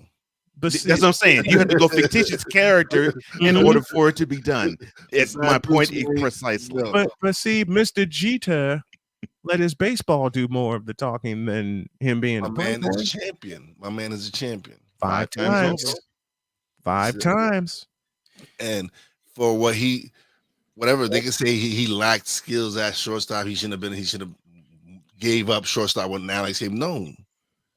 He is before Alex came, he's the shortstop of the New York Yankees. That's a position no one can ever play like Jeter. Not even that, but it's shortstop for the New York Yankees. Yes, indeed. Rizzuto. Oh, it brings Yankees have some great shortstops in their history. Mm-hmm. But Jeter, yes, he is the greatest. To me, he is the greatest Yankee because for my generation. Yo, about to say, I can't say. Hey, I got no qualms with that. For my generation, mm-hmm. which is ours too. Is Jeter is the greatest Yankee. I agree with that. I agree with that. Our generation. No argument here. Yeah, yes, you have argument here. I'm not going to argue. Yes. Yeah. No argument. If you think Yankees in this iteration of them, I can Derek only Jeter's name is first. I can only speak for my man Jeter because I saw Jeter play. Same. Yeah. So for me, he is the greatest Yankee. I'm not no disrespect to any of the other greats, right? Because they're great to their generation. Mm-hmm. Because you'll get argument, DiMaggio, Mantle, whatever, but you'll get. My father will argue up and down that it's Mantle to this day. For me, it's Jeter. And only because I never got a chance to see Mantle play, I never got a chance to see DiMaggio play. I can only judge from footage. I saw Derek Jeter play and on television. Derek Sanderson Jeter. Again. Derek Anderson Jeter. Sanderson. Sanderson. And Derek, I'll say it my way. Derek Jeter, number two. Number two. I mean, and you wonder why they spelled the word respect with number 2 in it when he retired. To me, if we're talking about our generation, to me, it was so bad. Just being straight up and honest, wise, it was so bad for me. I had to say, okay, the greatest Yankee that I ever witnessed was Reggie Jackson, and he wasn't, in my mind, a lineage. He wasn't because his team was the Oakland every sense of the word. Right, exactly. Yes. His team was the Oakland I will not argue. He wasn't a legacy Yankee, right? We talked about legacies and teams. He has legendary moments in a Yankee uniform. Of course, right. 1977. Yeah, 1977 is all everything. Even the stir that stirs the drink, all that, right. Everything. He has legendary moments in the Yankees with the Yankees. Yes, but that's how bad it was. That's, to me, he will never be the greatest Yankee ever because I don't look at him that way. No, I look know at him as Reggie Jackson. I look at him as a greater player, but right. No, I know that. I'm saying it. If I have to go like from when I was born until now, before Jeter came upon the scene, I was like, doggone it! It's like is the best Yankee that I ever saw was Reggie Jackson. That couldn't be because he was. I thought of him as an A before of a Yankee anyway, but I'm like that just doesn't. The home run that Jackson hit. We're giving disrespect. We're disrespecting someone very mightily. Who? Before Jeter, Mattingly, before his back injury, Donnie Baseball was the man. Okay. Donnie Baseball. All right. So for me, I've seen Donnie Baseball play. I know what a great player he is. Brother. And so I saw him too. His career was cut short. Donnie Baseball was one of the smoothest first basemen I ever watched. I saw him too. One of my long-term friends is a Yankees fan, and the dude styled his hair after Don Mattingly. Even with that being said, and yes, he would be one of the legacy Yankees, and unfortunately, he didn't come out with the championship. Yes. Even with that being said, the greatest Yankee that I saw with my own 2 eyes before Jeter was Reggie Jackson, and I was like, dang, I have to really strain to think of one greater than him from the time I was born to, and I was like 23 when Jeter became a Yankee, when Jeter was in the majors. So I was like, man, I got to strain to think. Yeah. And now I don't anymore because Jeter is the standard now to which every Yankee after him is going to be measured by. Exactly. Well, Ryan McCarthy makes this argument in the chat. You could argue the case for Mo Rivera as the greatest Yankee of our generation, which for me he was, but I have no qualms if fans say Derek Jeter should hold said title, and I think he was. But as far as I love Mo. I love Mo. Bob Shepard. I have high respect for Rivera too, but I love Mo. I do love Mo. I got to do one inning versus 9. That's where I am with it. No, that's I love Mo Rivera. I love him. But comparing the greatest relief pitcher of all time, yes. Oh, no question. No question. He's the greatest ever. Yes. But Jeet played 162. Thank you. Every time. That's what I'm saying. 1 inning to 9. Maybe 65 appearances to 162. Yeah, that's hard. That's hard. The only shortstop I would compare Mr. Jeter to would be Cal Ripken Jr. Outside. That's the only shortstop comparison I would make. 60 seconds from us entering the Boom Shakalaka with Chris Bass and Wise. You haven't hung with us when we entered the Boom Shakalaka, so all you need to do is just sit back and laugh. I've been Oh, that's right. You have. You have. I'm sorry. I keep forgetting the times that you two were. I love my man Bass. I keep forgetting the times that Cole took the chair for me for about 6.5, 7 weeks while I was busy kicking cancer's ass. And let me be humble. It wasn't just me. It was my surgery team. It was my wife. It was my family. Cole, it was you. Wise, it was you. Bass, it was you. And we're bringing Bass on in a moment. Yeah. And it was everyone who sent their prayers, their love, their well wishes, the folks at Columbus Hospital in Columbus, Indiana, IU Med Center in Indianapolis, and this team right here, the Lewisburg Hurricanes, who I called games for in 2021. That's why I'm honoring them this morning. everybody. That's why when I tell people, when they said you kicked cancer's ass, no, this was a team effort.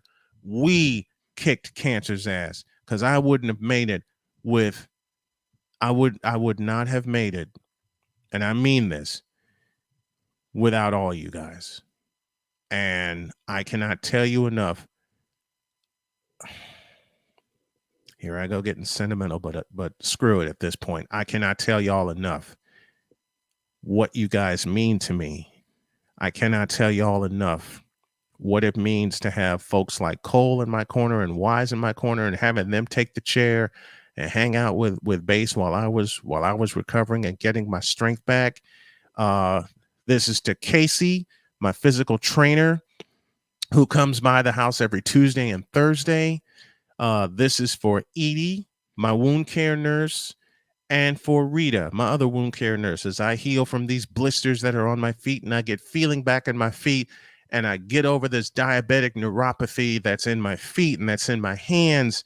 And for my wife, Jody, who tells me every time you can't overexpand your stomach because part of it's missing.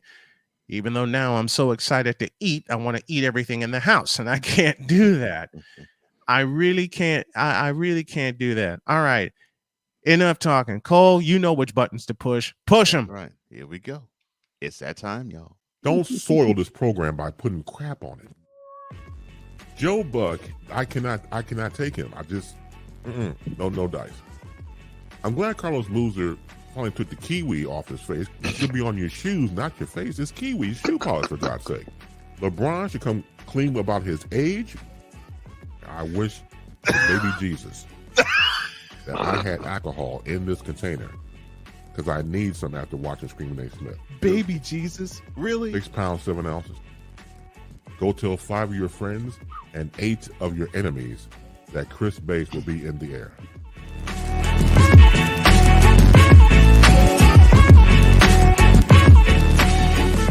It is always baby Jesus good. Welcome, Chris Bass, as we enter the Boom Shakalaka. Good morning, sir. Oh, man. Before I say anything, first of all, good morning, gentlemen. As always, great to be in your presence. And let me give a shout out, of course, to my man, Rain Man up there. Beautiful testimony. It shouted into the universe the people you loved in your life that are holding you up for you to be well. And you mentioned before about not having much stomach. Look, my fat gas will be fat for you. There's not too many people I'll gain weight for, but for Rain Man, I will be fat for him. 30 seconds in. See, because Bass has seen me when I was well over 300 pounds. Okay, we worked together. We were we held up teaming. we held up the studio. We're like the Legion of Doom, pretty much. Absolutely. It just depended on the day, especially Fridays when we talk football, which one of us was Hawk and which one of us was Animal. Exactly. It just depended. Chris Bass joins us as he does every Friday, and like Cole said, 30 seconds in. Hey, you don't want to be fat? I'll be fat for you. I appreciate that. No, man, I love Bass. Bass. Do you have a bottle with you today? Do you have a bottle with you today, Bass? No, I don't, because I don't want to become an alcoholic. No, I mean, really. I mean, all the crap that I go through in my life. See, it's not easy being me. It's not. And so it comes with great responsibility. And people come after you. People come after the throne. I got to fight the throne. Today, I'm just having H2O. But believe you me, if situations get tough, I have alcohol. I have tequila. I have beer. I have booze. I have, what's that, bourbon, whiskey. I got it. Why do you have to go, Medea? If y'all missed it last week, he had a bottle standing by, or sitting by in this case, on his desk. And we saw it, and he lifted it up immediately and said, "Look, I don't care right about now." And he was saying, "Don't make me open this." And of course, Cole and I went the opposite way. Open the damn thing. And then we mentioned Uncle Lori. Oh yeah, Uncle Foot. Yeah. Yeah. And out came with the bottle. Yeah. And I Chicago knew. here. I knew when I mentioned. I knew when I mentioned her name, the bottle was going to come. I knew it. Because the story we covered last week involved Uncle Lori. We're coach talking about Lori Uncle Lightfoot, Lori, Uncle Foot. Yep. Unfortunate mayor of Chicago. And I'm like, why is Uncle Foot the mayor of my hometown? What the hell is wrong with this picture? When I asked that question last week, I said, what the hell's wrong with this picture? All Base could do was give us a look. And then out his mouth came, well, Uncle Lori. And it set us into a fit of laughter for the entire 30 minutes. It set us off into a fit of laughter. I had a friend of mine call and tell me about that. And, we were talking about politics and everything. Yeah. All of a sudden, she was like, yeah, Uncle Lori. Oh, that's good. Uncle Lori. It fits. Uncle Lori, Uncle Foot. I like Uncle Foot personally, but that's just me. See, we gotta keep that one, Uncle Foot. Uncle Foot. And Andrew's caught on immediately from afar. Uncle What's Foot. up, Andrew? Yeah, Uncle Foot. There you go. Sick Diggy in the house with us. He says, what? No Hennessy?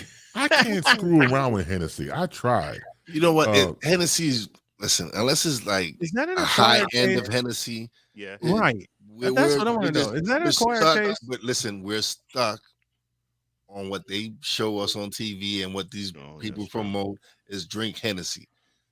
Now, unless you're not drinking the $100 bottles and up. The kind that are in the PSL seats at a football stadium. If you're not buying it has to be over $100 and up. If you just getting that $50 bottle, they ain't really getting high end liquor. They sell it to which you can drink like hood. Which you can drink like coffee. Which you can drink like coffee. Speaking of which, Wise, for you, and I gotta tell the story. My father-in-law came by yesterday and dropped off an early birthday present. And he knocked on the door and I let him in. And all he did was shove a coffee maker in my hands with a bag of coffee and some filters. And he goes, happy birthday, gives me a smile and walks out. So I immediately taped a video of that and put it up on social media. And Ryan, I know you're still with us. And I made a mistake earlier in the week because I was so tired. And I said Ryan McCoffey instead of McCarthy. But that's his name now. That's his name now. Ryan McCoffey. And Ryan went with it. Ryan ran with it. He said, I may have to use that. I may have to see, you know what I'm going to do, Ryan? I'm going to create a background for you for your green screen that says Ryan McCoffey. I don't know what font I'm going to use, but I'm going to use it. Chris Bass with us here this morning. Philip Redden Jr. with us in the chat. Thank you for joining us. And this has been, I will say today, this has been like our highest viewership live output today. Congratulations. And man, we're still growing. The playmaker Darnell Solins was with us. You see the four gentlemen. You see the four gentlemen on your screen, and of course, Chris Bass, aka the creator of Uncle Foot, is with us. With us this morning. And what started the whole thing with liquor, he had a cup. And tell me the movie again where you need to have liquor to watch. Was it Game of Death with Bruce Lee? Yeah, Game of Death. Yeah, Game of Death. And Bass said, if I ever watch Game of Death, and he holds up this cup, he says, this has to be full of liquor. Yes. And it set us off again. Yeah, certain things you have to do drunk. And let's call for what it is. We're all adults here. Not promoting alcoholism, but certain things you just want to get that buzz on, a nice little, like groove going. Let me go to my hometown, like watch a Cubs game. Oh, don't get me started with that.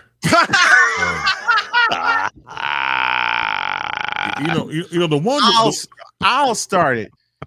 And I got nothing against Cub fans. Okay, believe me. But being a native Southsider, whoa! You got nothing against Cub fans? Listen to my explanation. You got nothing against Cub fans? Oh, Cole, you know me better than that. There's I said I had that- to drop that to you. I know. I said that with every hint of sarcasm that I could. Oh no, you said Base, no, it didn't sound knows. like it. It didn't Y'all, sound like hey, sarcasm. look, It y'all sounded know. like you really said you. That's like me saying. Well, I lived in LaPorte, Indiana, on November 2nd, 2016. He's told me this story. It's hilarious. Mm-hmm. And I gotta share it with Base being in the house. I'm a native Southsider. I'm a White Sox fan. The night they won it all, I hid in my apartment in LaPorte. In LaPorte.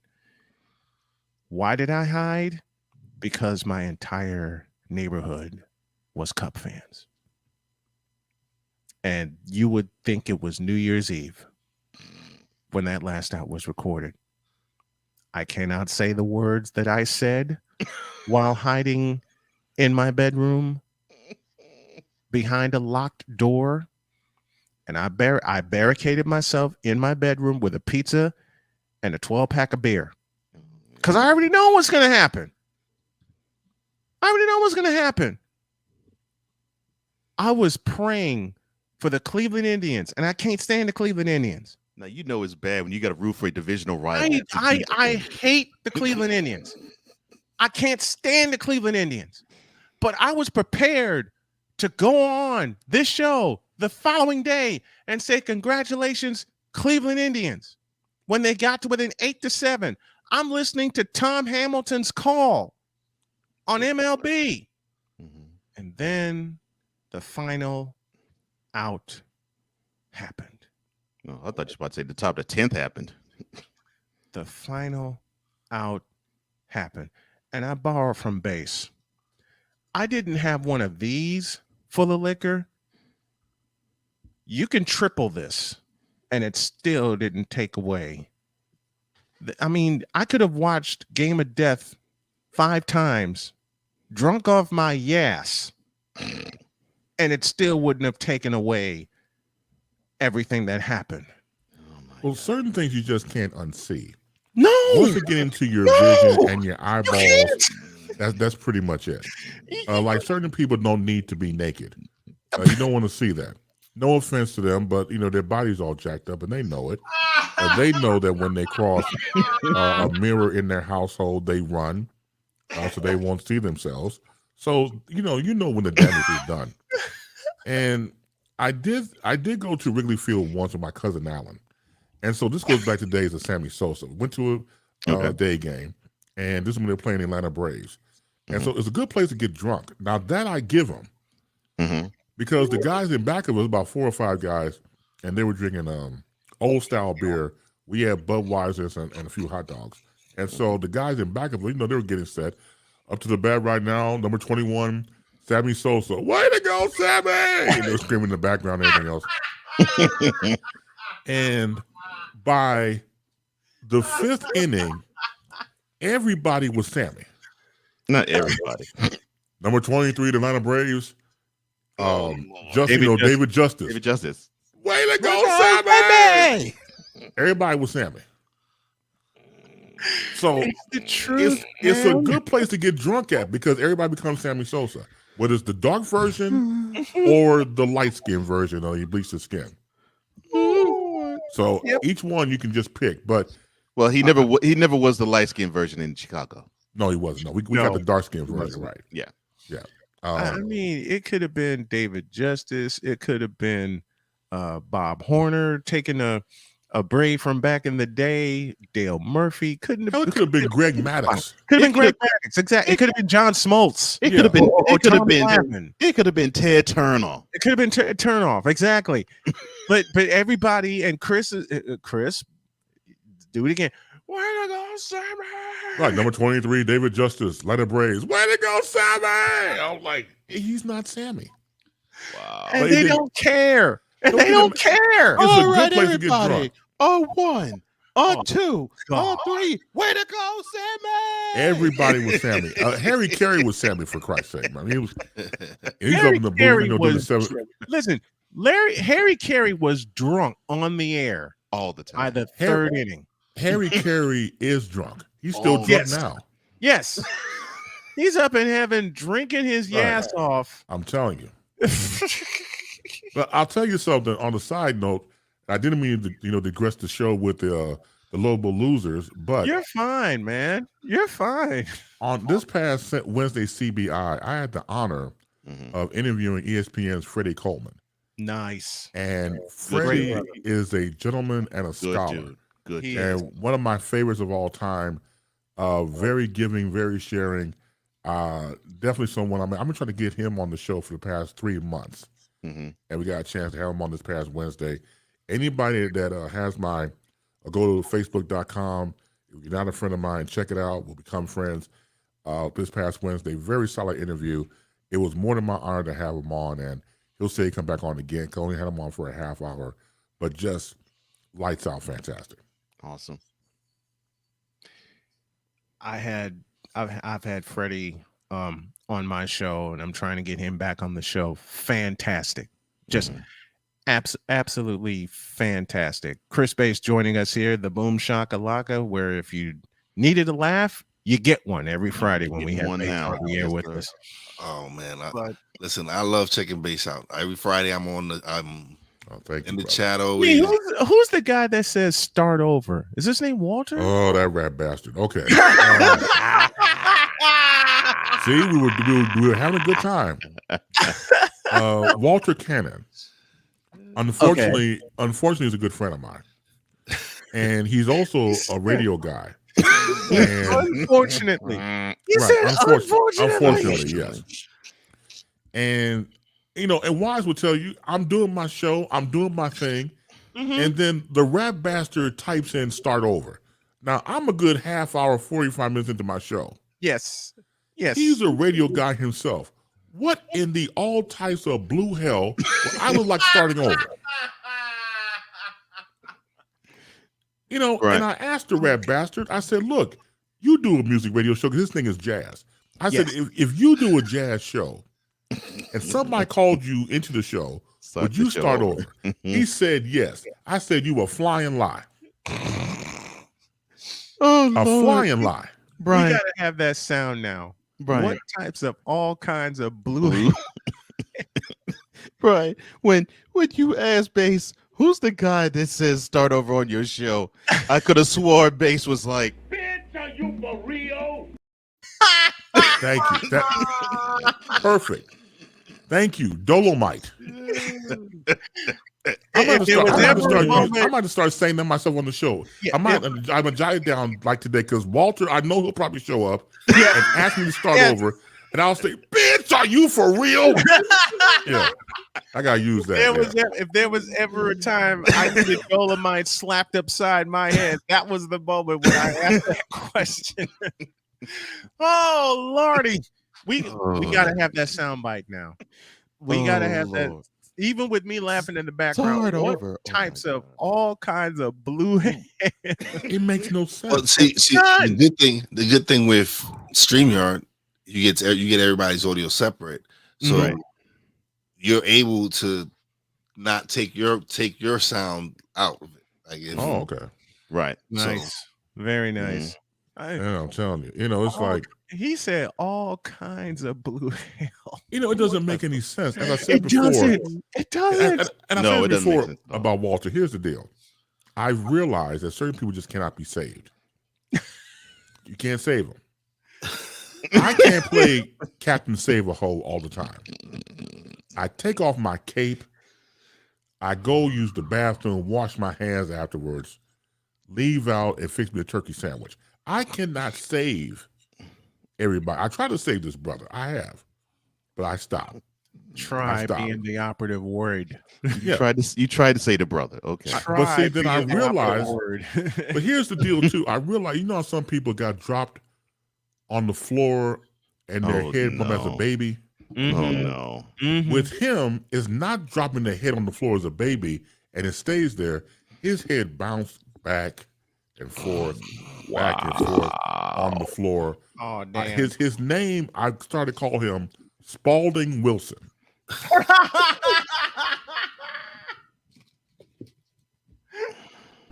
Damn! Yes. There needs to be a graphic now. Spalding Wilson. Spalding Wilson. I changed his name. All I gotta say is this. You for real? That's right. Spalding Wilson. I'm not for real. I'm FO apostrophe. Yes.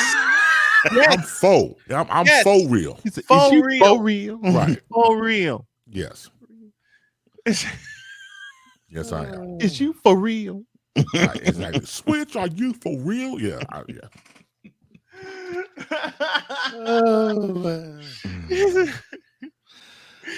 I gotta have pray for bass me, on my brothers. show. I gotta have bass on my show. Oh, I and would love to. Just reach out to me, man. I'm already there. all right. You know what? And the same with my new show. I gotta have you on mine too. 'Cause, Thank you, brothers. I'm already there. Just reach out to me and make it happen. Appreciate it, brother. Y'all, you know what? Sam Shady just tweeted out, Mm-hmm. and I say this about everyone that's with me and that has been with this show. You guys are witnessing the start of an empire. You better tune in now before it blows up. I definitely say that about Bass, about Wise, about Cole, the gentleman you see riding shotgun with me.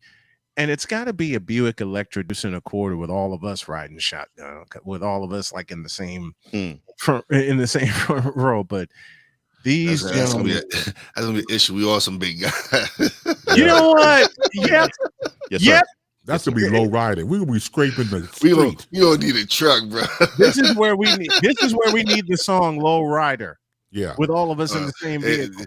It's gonna definitely be a low rider. Yeah. This is where that car, muffler but that car gonna fall off. But that car won't have any switches. Nope. No. You know a car that would be good that would fit us. And I used to ride in this with my mom when she would take me. Y'all remember Oldsmobile Toronado? I do. That I do remember that car. But you understand, cars back then were built. Man, Yes. really, Yeah, like, that's they true. Were, they were tanks. That's They why were- I brought up, we're tanks. Yes. That's why I brought up Buick Electra, the deuce and a Straight up quarter. Mhm. Of course, with us, it will be a deuce and a half. With all of us in the same all of us car, it there, would be a that's- deuce and a half. That's a lot of weight. Yes. I mean that's dude, that's like the 4 horsemen There you go. times 8. Times 8. Yeah. And all you have to do is just play Ric Flair's opening music, and all of us will walk out, or ride out. We do what Stone Cold did at Degeneration X in 1997. Drive to the ring. Only with us, it wouldn't be a truck; it would be an Escalade. Yeah, and we'd have to have custom sized. Mm-hmm. We'd have to have a custom size, and I think I'm the lightest out of all of us because I've lost about 100 pounds, and there are parts of me missing right now. But I'm still a big fella. Okay. Oh yeah. I mean, I got down to 208, and my wife looked at me and says, "Please eat. I don't like you being that skinny." And that was at a point in time in my life where, and she was correct, that I mentally thought of giving up, and my wife wouldn't have it. So she was like shoving food in front of me. And she says, "No, I got to have the big guy back. You need to eat something." And the fear was, I didn't want to go sit my ass on the toilet all day. But given the fact that I do have digestive enzymes that I take, and of course with my insulin dependency now, not having a spleen or a better way to process food, now I look forward to eating again. I have to control it because I don't have my full stomach, right. But I look forward to eating again. And I'm traveling with my wife tomorrow to St. Louis because we're running a few errands. And she said, "You just tell me when you need to eat and when you need to go to the toilet, and we'll take care of both." And I'm like, "Wait a minute." And she says, "You want to go with me tomorrow as I run some errands?" Okay, a chance to ride with my wife. I get to sleep part of the way, food. And whenever I need to stop, I get to stop. And all I got to do is take my meds with me. Hell yeah, I'm taking that trip. Easy. Exactly. And then, may I make a public service announcement before I depart? You may. Oh Lord. No. Okay. Okay. Call God. You can call baby Jesus. 6 pounds 7 ounces. We know. Oh God. Jeez. Here we go.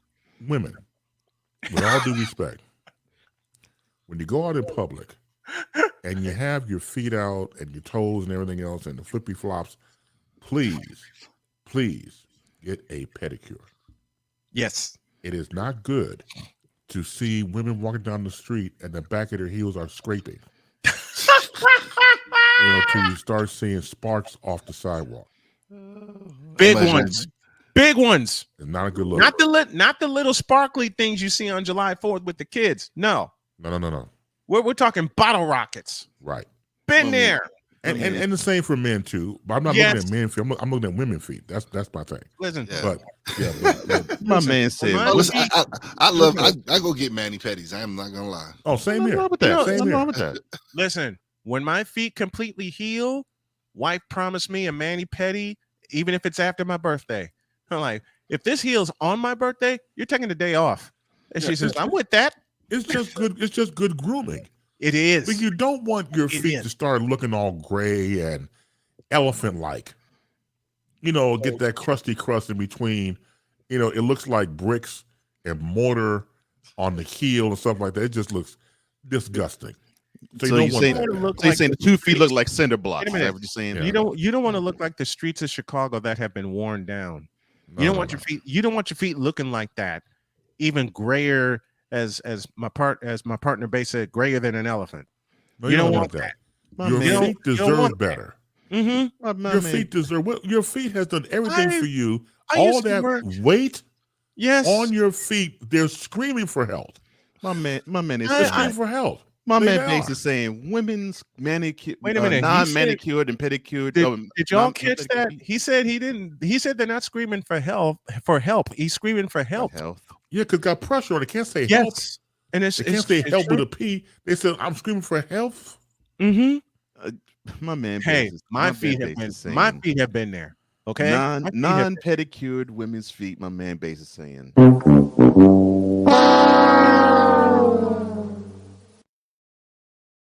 More sound. Serious. That's good. Let me add a couple more. That's cool. With non-pedicured feet, all I gotta add is this and this. You tripping? Well, listen, these women are doing some crazy things now, man. That's the truth. You ain't never lied. That is the truth. I had a coworker. I had a coworker actually ask me if I knew what vabbing was, and we're not going to discuss that right now. But I had no idea what it was until he explained it to me, and women are crazy. Is that a situation after they explained that to you where you run like hell? It was a situation where you do what the Pink Floyd song says and run like hell. It was a situation where he kept saying vabbing. I'm like, what? He's like vabbing. Yeah, I'm like, what is what? And he goes vabbing. I said, you listen, if I knew what it was, I wouldn't be asking what. Right. I didn't know what it was. And I'm asking for real. What exactly is it? I never heard of it. Bro, I didn't know till this week. I didn't know till earlier this week. And it's women who are taking their vaginal fluids and use it as perfume. Oh, right. I did hear about that. Yes. Yes. This is going on, brother. I think with 120 seconds away from debate, we need Base. Let everyone know where they can find you, please. Thank you. Let's. I will say this with humor. Let's end this respectfully and get Base out of here. Base, let everyone know where they can find you, my friend. Thank you so much. Catch me on Facebook.com. Type in Chris Base. See there on the screen. CHRIS. B is in broadcasting. ASE. A lot of perpetrators, a lot of fakers and frauds. They're not the original. I am. When you see my likeness, say, you know what? That's a good-looking Negro. And then you become my friend. And then check out all of my platforms from Wednesday through Friday. Make sure you go tell 5 of your friends and 8 of your enemies that Chris Base will be in the air. Not on the air, but in it. The fellow bald man himself, Chris Base. I salute you, my friend. Thank you so much. Thank you. I love you. Can't wait to do it next Friday. Thank you, sir. I was wondering why the bald guys were on one side and the guys with hair were on the other side. Yeah. Oh, that's just the way it's set up. That's a tennis match. It is. It is a tennis match. That's one Martina Navratilova didn't want a part of. Thank you, Base. Appreciate it, Take care. brother. Peace, brothers. Peace, man. Cole, close this out, please. Wait, just play the closing, if you would, kind sir, please. Sure. Don't soil this program by putting crap on it.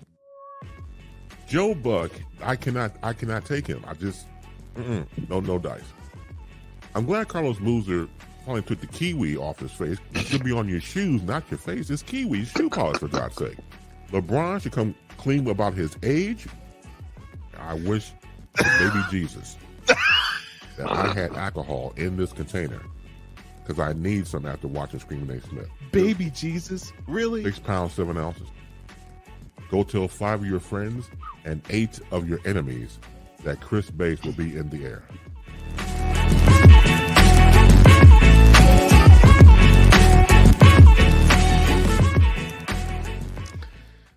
The final hour of Snowman in the Morning for the week begins now.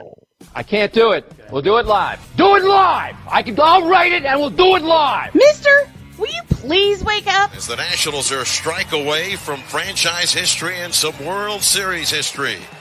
As Hudson tries to close it out. It'll be another 3-2 pitch to Michael Brantley. Hudson sets.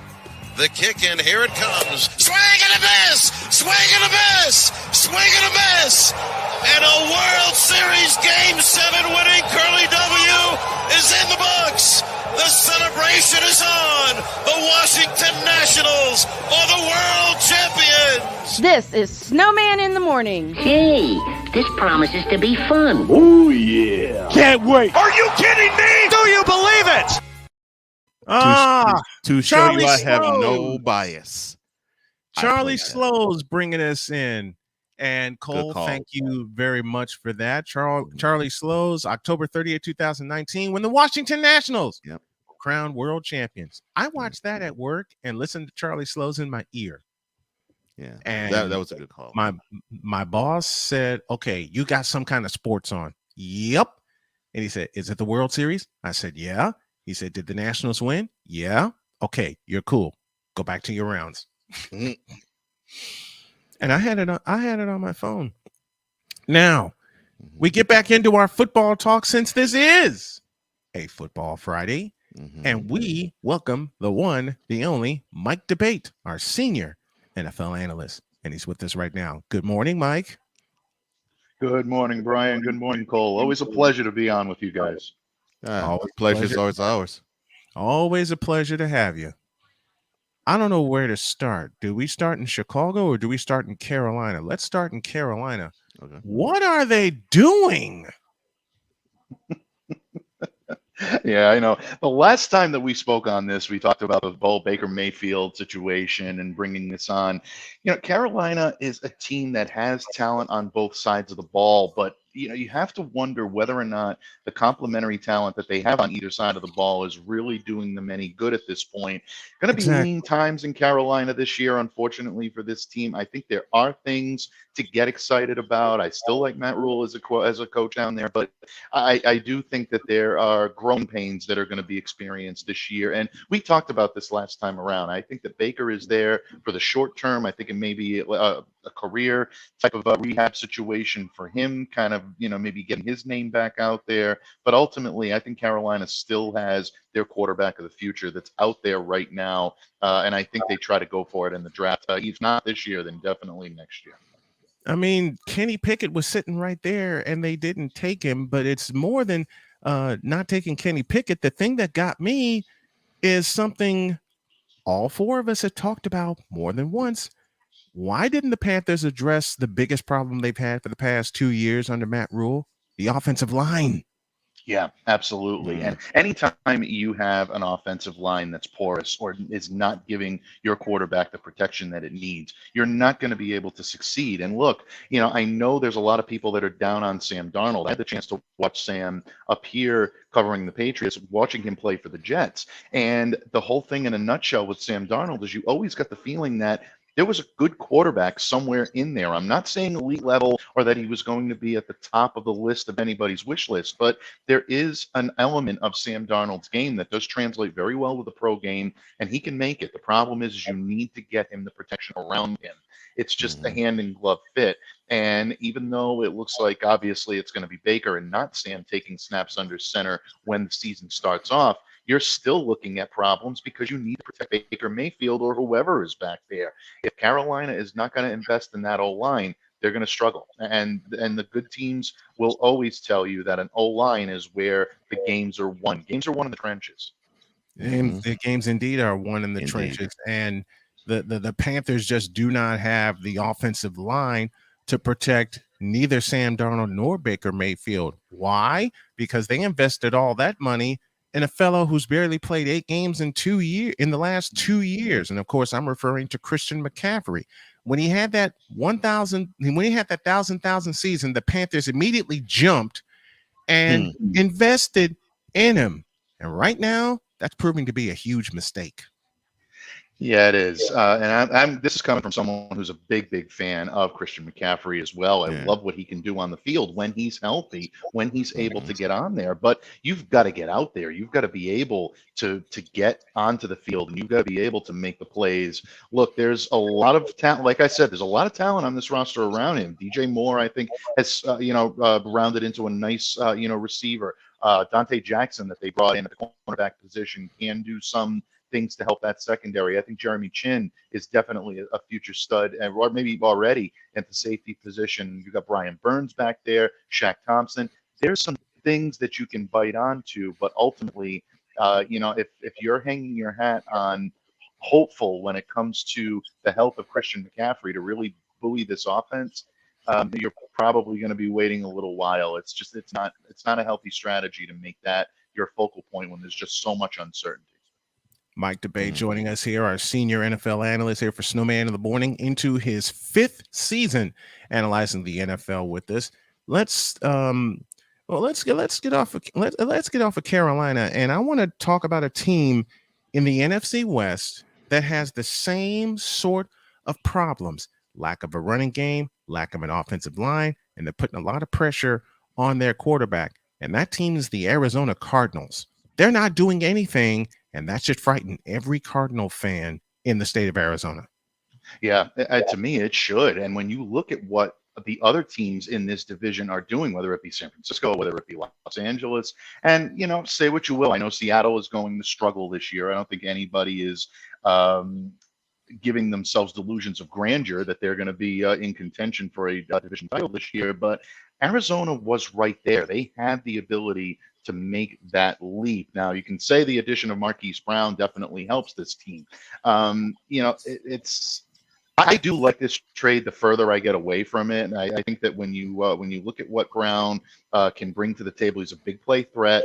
I think he was actually hindered a little bit in Baltimore considering what he's able to bring to the table.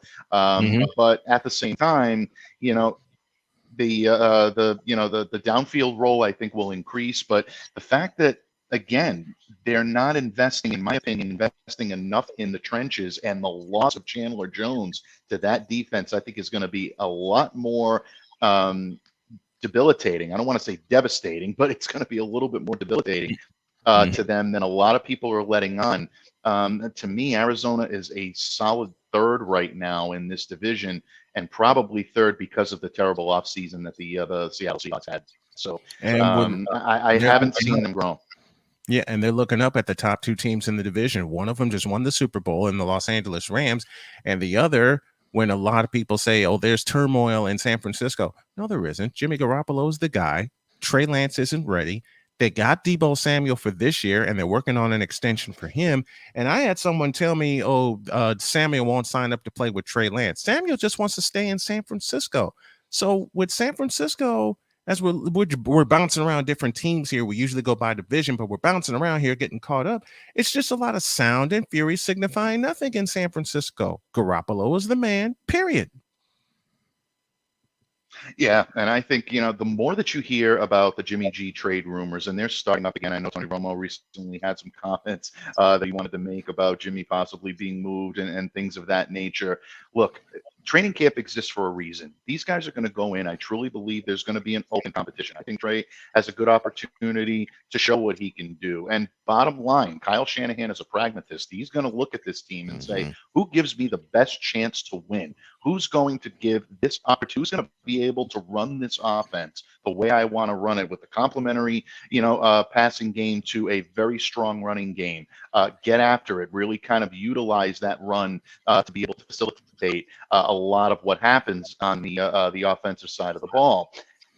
The logic would tell you that Trey Lance is the guy, but Jimmy does have a good amount of experience.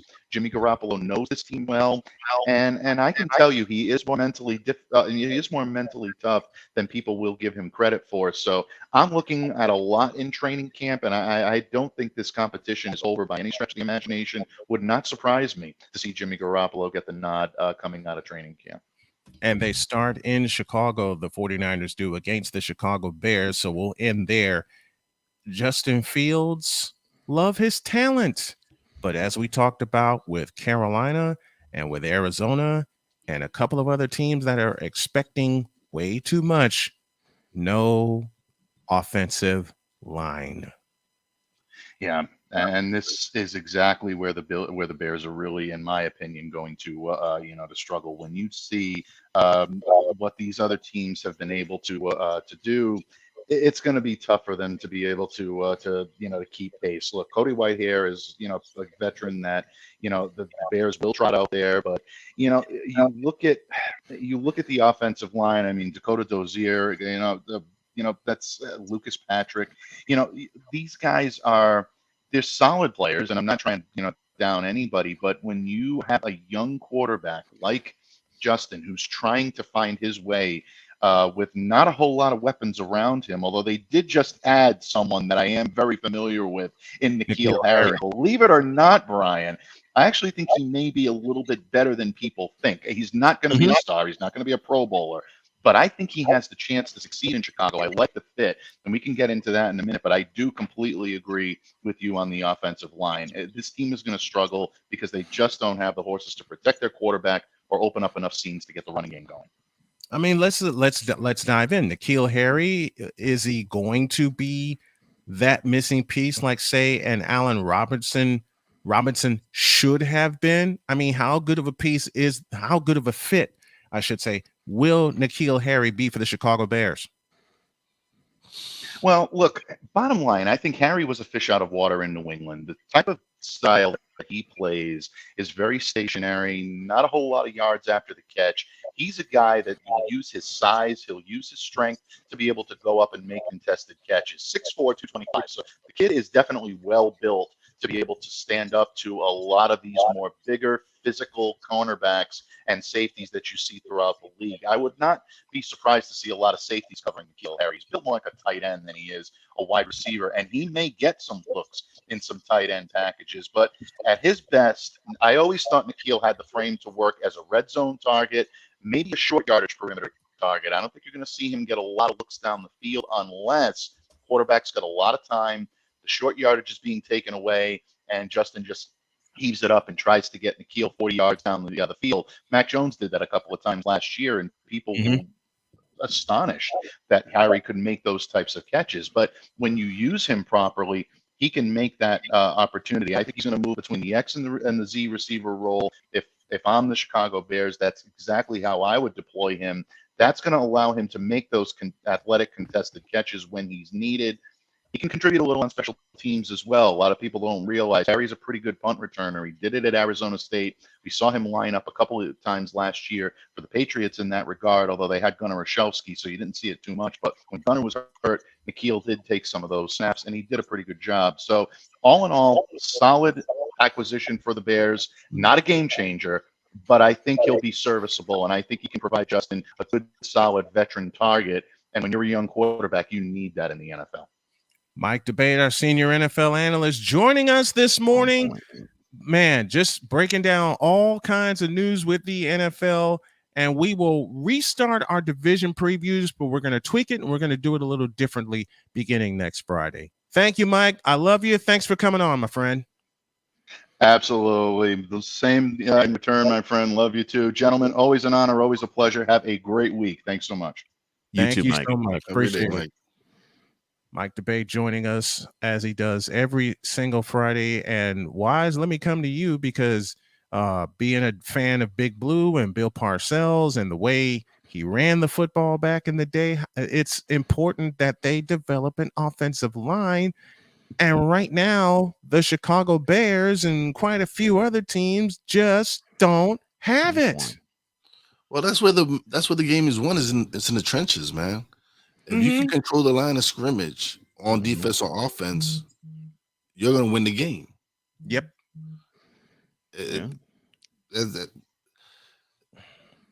the Rams. The Rams were a big example of that. They have They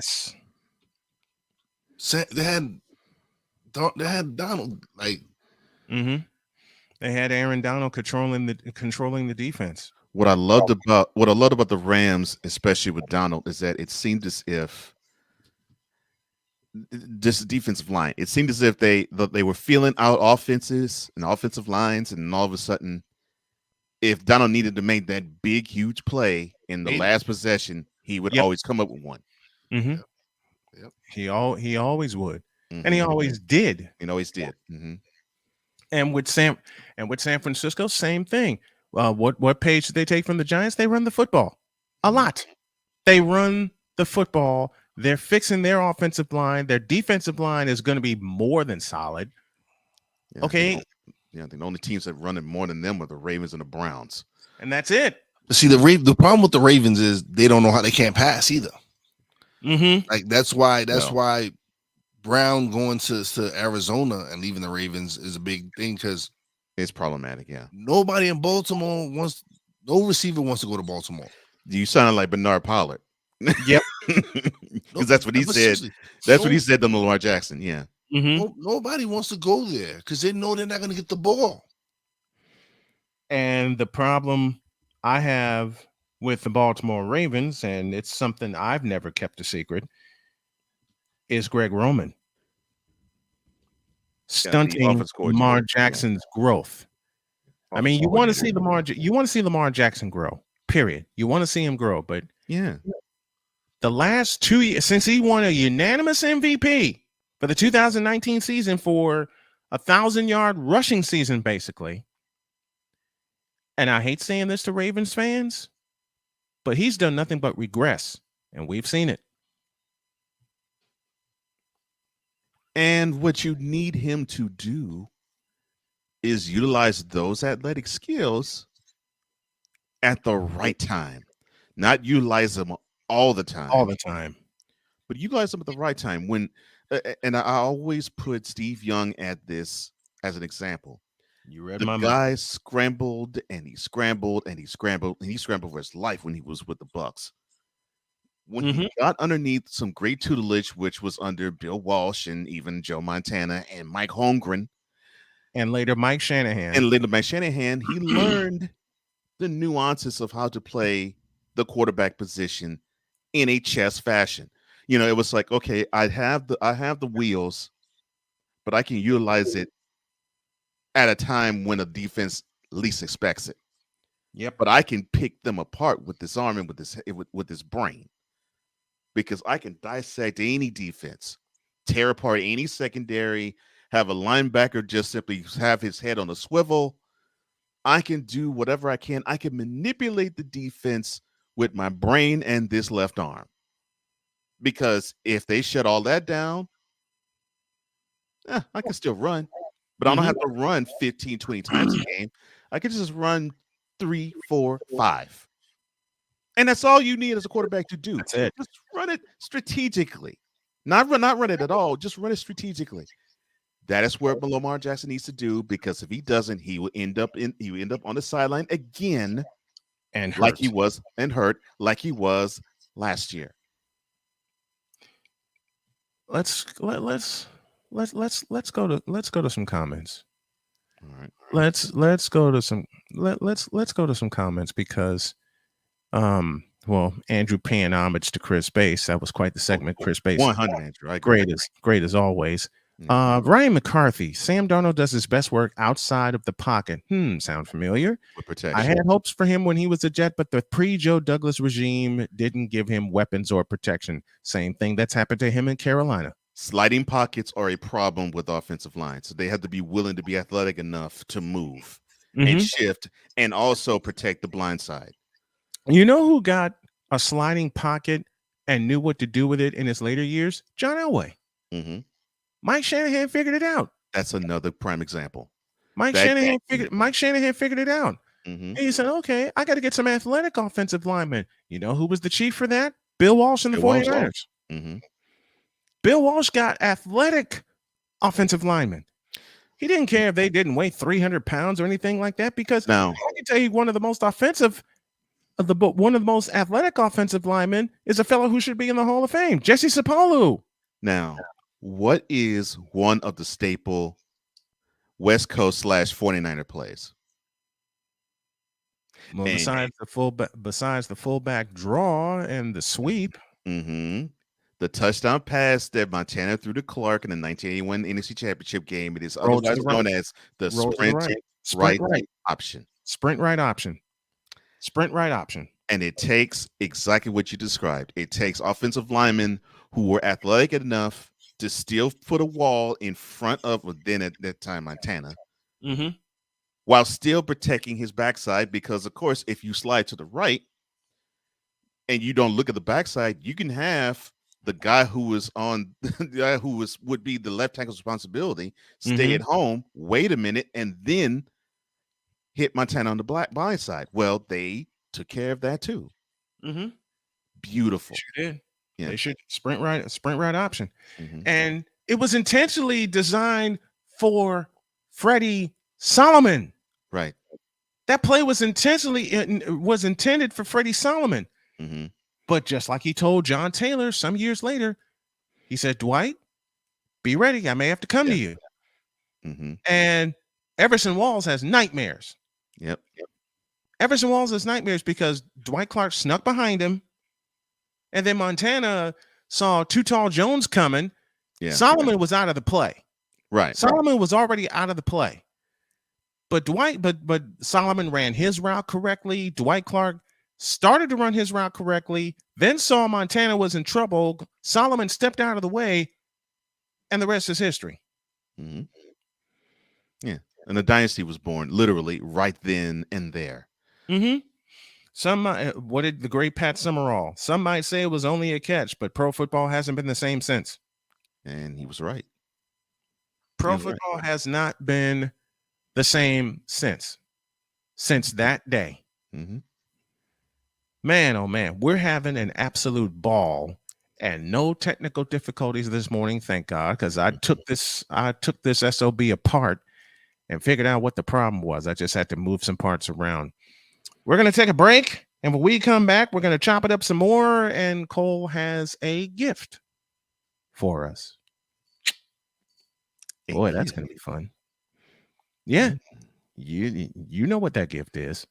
Oh, yeah. You know what that gift is. Y'all will hear that after the break.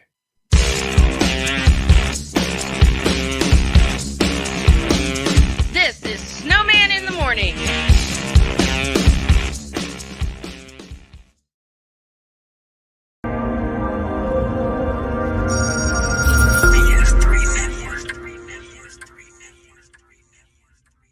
BS3 Network. Changing the way you watch TV.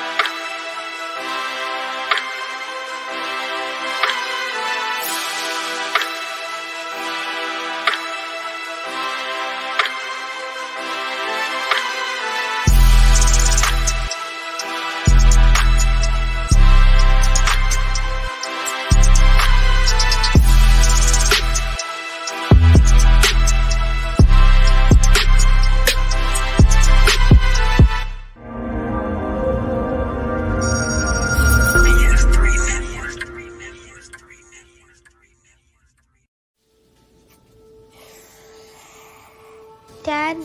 Just 1 minute, okay? Hey, Bobo, do trees tell each other stories? I'm sorry. I'm afraid I don't know that. Hey, why don't we go find out?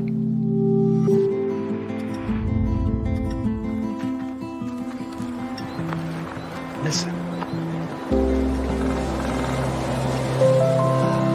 Do clouds take naps? I couldn't tell you.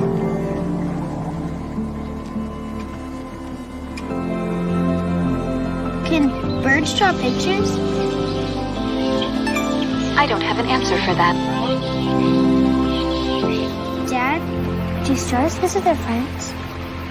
Look!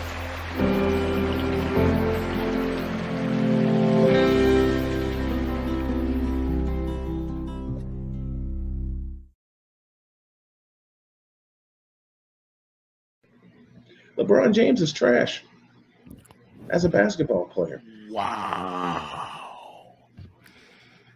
I will say that one more time. You said it so easily. I've been saying it for 20 years. It just came fluidly out of your mouth, like it just flowed like waters of the of a fall, just dropping off a cliff. Oh, you mean this sentence right here? Quote. LeBron James as a basketball player is pure, unadulterated trash and has been for 20 years. Close quote. Message. And you get more of that live Monday through Friday, 8 a.m. Mister, how do you operate this Twitter thing or this Instagram thing or whatever the heck? You're supposed to know all this stuff. Anyway, welcome back to the show. And he does, Dr. K. Follow us on Twitter at official SITM Morn. That's official SITM Morn. Instagram, Twitter, TikTok, and Twitch. Now, Final last hour of Snowman in the Morning with Cole Johnson. With Brian Snow, I am Cole Johnson. Yes, sir, and the Hawaiian shirt. a piece of trivia, piece of baseball trivia. Who's the only team to roll 2 triple plays in the same game? Oh, doggone it. What obsessed me is I saw this last year. Mm-hmm. And I cannot remember the team now. I saw this last year. Minnesota Twins. That's what it was. 1990. And I kept confusing them. I was like, was it them? Was it the Red Sox? It was against the Red Sox. It was against the Red Sox, yeah. But I was picturing like gray uniforms with either red writing or navy writing. Mm-hmm. So I was like, was it them? Was it the Yankees? I don't think it was the Yankees. Was it the Red Sox? And it was just going through my mind as I couldn't pick the one. So it was the Twins. Yeah. They lost that game, right? 1-0. That's what I thought. 1-0. They lost that game 1-0. 33 after the hour as we're in the final half hour of the week. Next week is my birthday week, and damn it, I tend to celebrate because, as I said earlier in the show, being humble, when you've been through some of the ish that I've been through and some of the ish that black men go through health-wise, and you come out on the other side, let me borrow a little Morgan Freeman. When you crawl through a river of ish and come out smelling like a rose on the other side, you deserve to celebrate.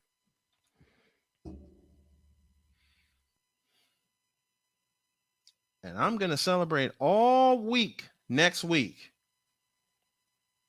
the fact that on Thursday, I turned 50. Now, once upon a time, I will be honest, I wasn't looking forward to growing up because I was having fun being a kid. Now I'm having more fun being a kid at heart. I'm having more fun being a kid at heart than I have ever had in my life. I have my children. I have my grandchildren. I've got my family. I've got my beautiful wife. I got brothers like Cole and Wise who had to step away and tend to his grandfather. Take care of family, brother. Take care of family. Got guys like Chris Bass and everyone who I have called games for over the years who remembers me, and they said, way to go, way to kick cancer in the ass. And I said, this is a group effort. This is absolutely a team effort. All right, no more wasting time. You know what you got to do.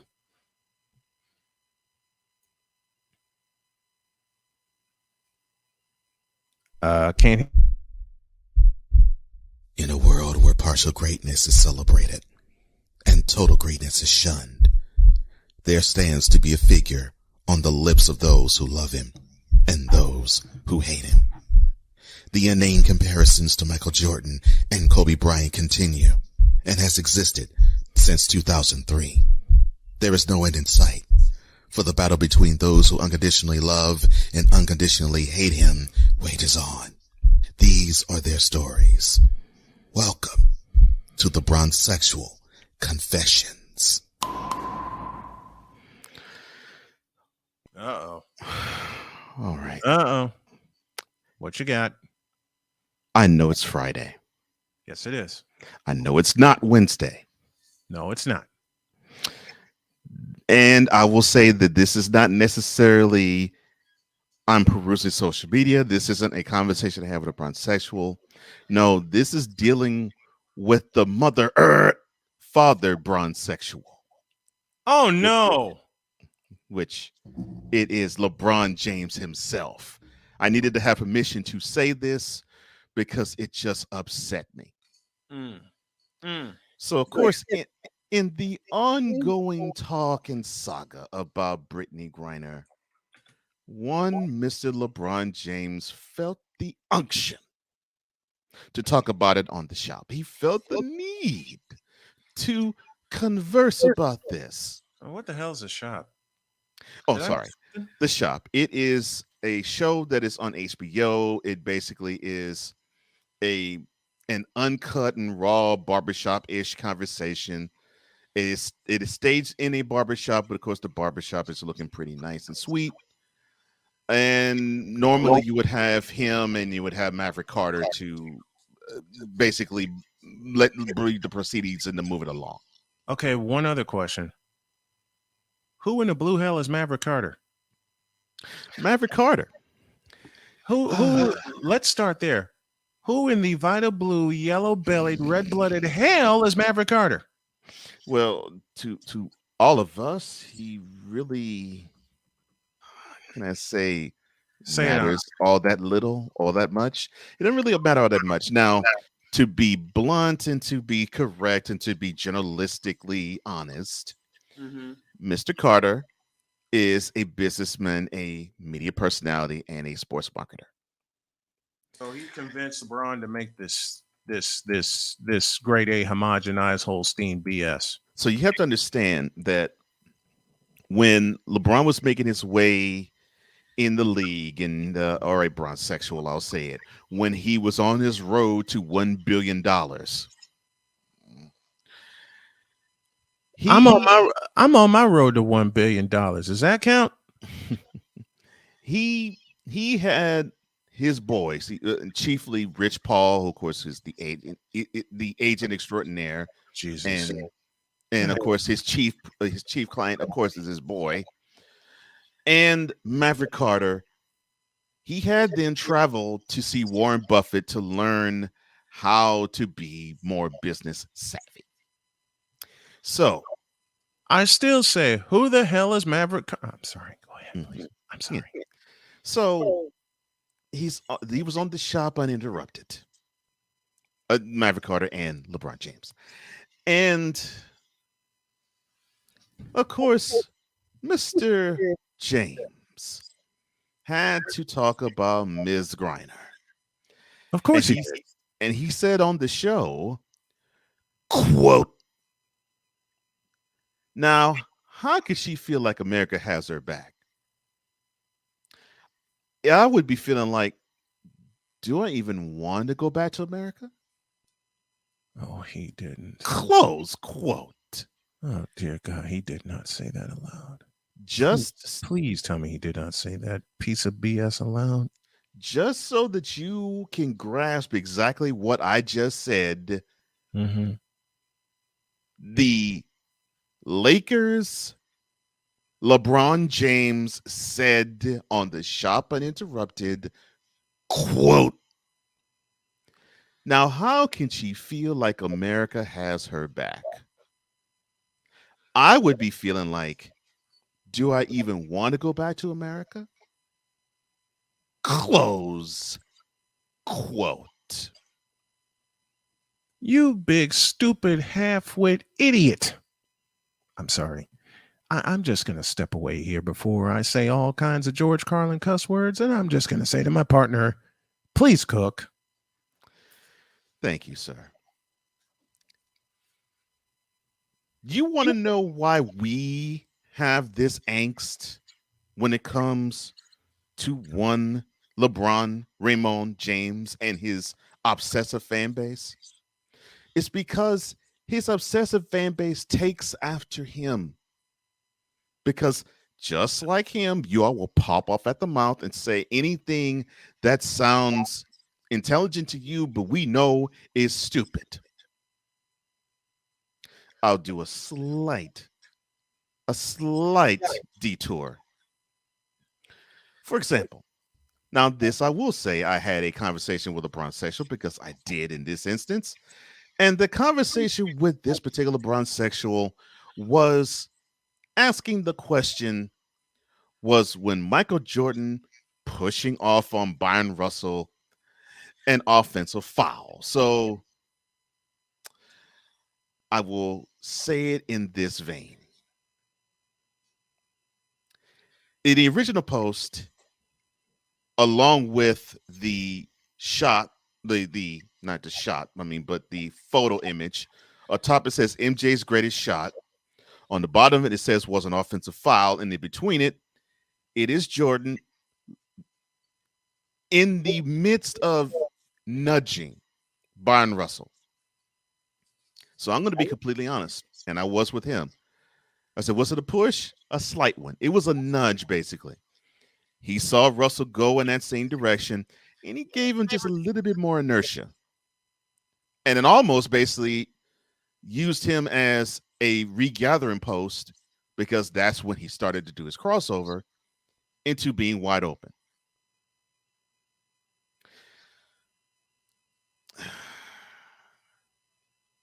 This is why I have an issue with you all. You simply just gloss over stuff and don't look at it in totality. And so I said, well, was a whistle blown? No. Then it's not a foul. And so he said, okay, well, that doesn't make sense. I said, well, let me see if this makes sense. I can make it more crystal clear for you. I said, was it called a foul when the game was played? No, it was not called a foul when the game was played. Well, then it's not an offensive foul. And so this bronsexual says, well, so if someone got punched in the face and the referee doesn't call it, I suppose to think that's part of basketball. Okay, got you. I said, yes, because I've seen it. And then, of course, he gives me the stop it, bruh. Oh, no. And I had to come like this with it. I said, I'll make this real simple. Did Jordan push off? Yeah, he slightly did. He made contact with Byron Russell, more like a nudge. Will the referee normally call that a foul at a crucial time like that? I've been watching this game over 40 years. The referees, especially then, which it was under 10 seconds to go in the game, a regular season game, yes. This is a finals game we're talking about here. This is Game 6, 1998 NBA Finals. They definitely won't do the whistle with that. They'll swallow it. And I said, I'll give you a greater example. The series before this, Game 4, Eastern Conference Finals, I'll set the scene for you. Indianapolis, Indiana. The Pacers and the Bulls were playing. The Bulls were up 2-1. They were up by a point with 3 seconds to go. So the call was for Reggie Miller to receive the ball from the baseline from the inbounds pass, which was at midcourt on the side. Miller was posted at the baseline. He ran up to the arc. He was supposed to turn at the arc and run toward the near sideline. When he got to the arc, waiting for him was Michael Jordan. Do you know what Mr. Miller did? He pushed him. He put two hands on Michael Jordan's chest and pushed him. And then Miller ran as fast as he could to the near sideline, got the ball, positioned himself for a three, and he had an uncontested three that went nothing but net. No whistle sounded. And that was on Jordan. You know what Jordan didn't do? He didn't complain. He didn't gripe because he knew that's part of the game. And besides, he felt, okay. I know this team is physical because he knew the Pacers were physical, including Miller. But he knew they could be physical in return. That's part of the game. I had no problem when I saw it then. 24 years later, I don't have a problem now with it. Nor do I. So then I said to him, so you're saying that Miller created an offensive foul? Never mind. Because it just goes over your heads, Bronsexuals. You just simply have no rhyme or reason. You just want to be washed in your hate and trying to boost your man and Yo Kang to be the one. Oh, God. Now back to the LeBron putting his foot in his mouth over Brittany Griner. So he saw this because it went viral. YouTube got it and it was blared out. And he saw this. And of course, his team was like, Bron, come on, brother. Nah, man. Like you know, you got MAGA people. You got people who ain't MAGA people who are looking at you and saying, that was a good look, homie. You got to do better than that. You mean to tell me if you were locked up in Russia, you would feel like you wouldn't want to come back to America? The place where you earned your $1 billion? You don't want that? Is that what you're saying, LeBron? You don't want that? Well, enough of them got to his head. And he took to Twitter and he slightly walked it back. He said, tweet. My comments on the shop regarding Brittany Griner wasn't knocking our beautiful country. I was simply saying how she's probably feeling emotionally along with so many other emotions, thoughts, etc. inside that cage she's been in for over 100 plus days. Long story short, no period, hashtag bring her home. Close tweet.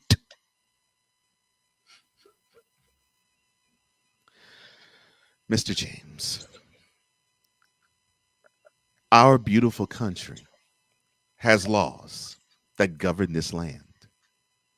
Mr. James, our beautiful country wants to guard against those who could possibly do something that would bring harm to our land. Mr. James, our beautiful country would not allow anybody, in my estimation, to come across its borders into our land that was carrying contraband. I think I need to say this for you. I know you're an intelligent person, but just in case you can't really grasp what I'm saying, I'm going to say it really slowly so you can grasp it. Brittany broke the law. What? Brittany broke the law. What? Brittany broke the law.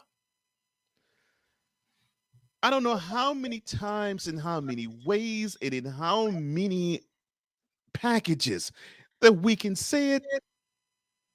This woman went to another country and broke the law. Period. And you can argue the merits of the law. You can say, well, it's wartime, and you know that an American is the enemy of the state in Russia. All that is true and valid, yes. However, even if it was peacetime, Britney still broke the law. Still.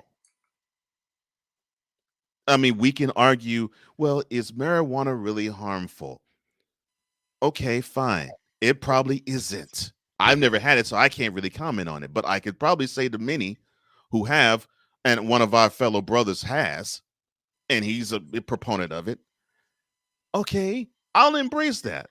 And I'll take your word for it because I won't try it unless I necessarily have to medicinally. But if you're going to have something that is considered a contraband in a country, and you play there for a living, I don't think you heard what I said. What? You play there for a living, which means you should be abreast with how the laws are for a country where you probably spend half of your year in. What? 6 months. 180 days. 2 months times 3. 1 month times 6. Half of a calendar year. You spend as much time in Russia as you do in the United States. Now do you get why I'm saying that this is ridiculous and absolutely stupid that this woman broke the law? She plays professionally over in Russia longer than she does in the States. And I'm not begrudging her that because she makes 5 times as much in Russia as she does in the United States. So get the money. Get the money. That is what's made you a millionaire. Playing overseas and getting that money. Cool. But just like you have to drink responsibly, apparently you have to smoke responsibly too, because you can't carry stuff over there. And this is not the first year you have played in Russia, nor the second, nor the third. Oops. So you should know that you can't do certain things while you're over there because you lived there in the winter and the spring. That is what I don't grasp.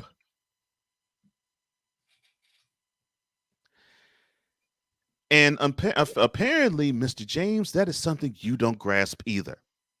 Now, I just ask Savannah. And for those who don't understand, Progressive Field, Game 7, 2016 World Series. November 2nd, 2016. Now, my partner talked about this same game earlier in this show. But it was, I think, the bottom of was it the 7th or the 8th? 7th inning. That's what I thought. The bottom of the 7th inning, we saw one Mrs. Savannah James do this.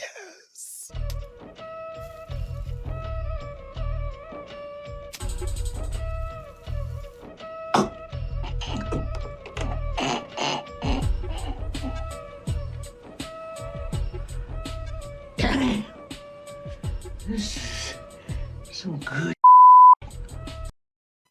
Then we saw her pass that same blunt to LeBron. He took a puff, and then he realized, you're going to love this reference, Mr. Snow. Oops, oh my gosh, I'm on candid camera.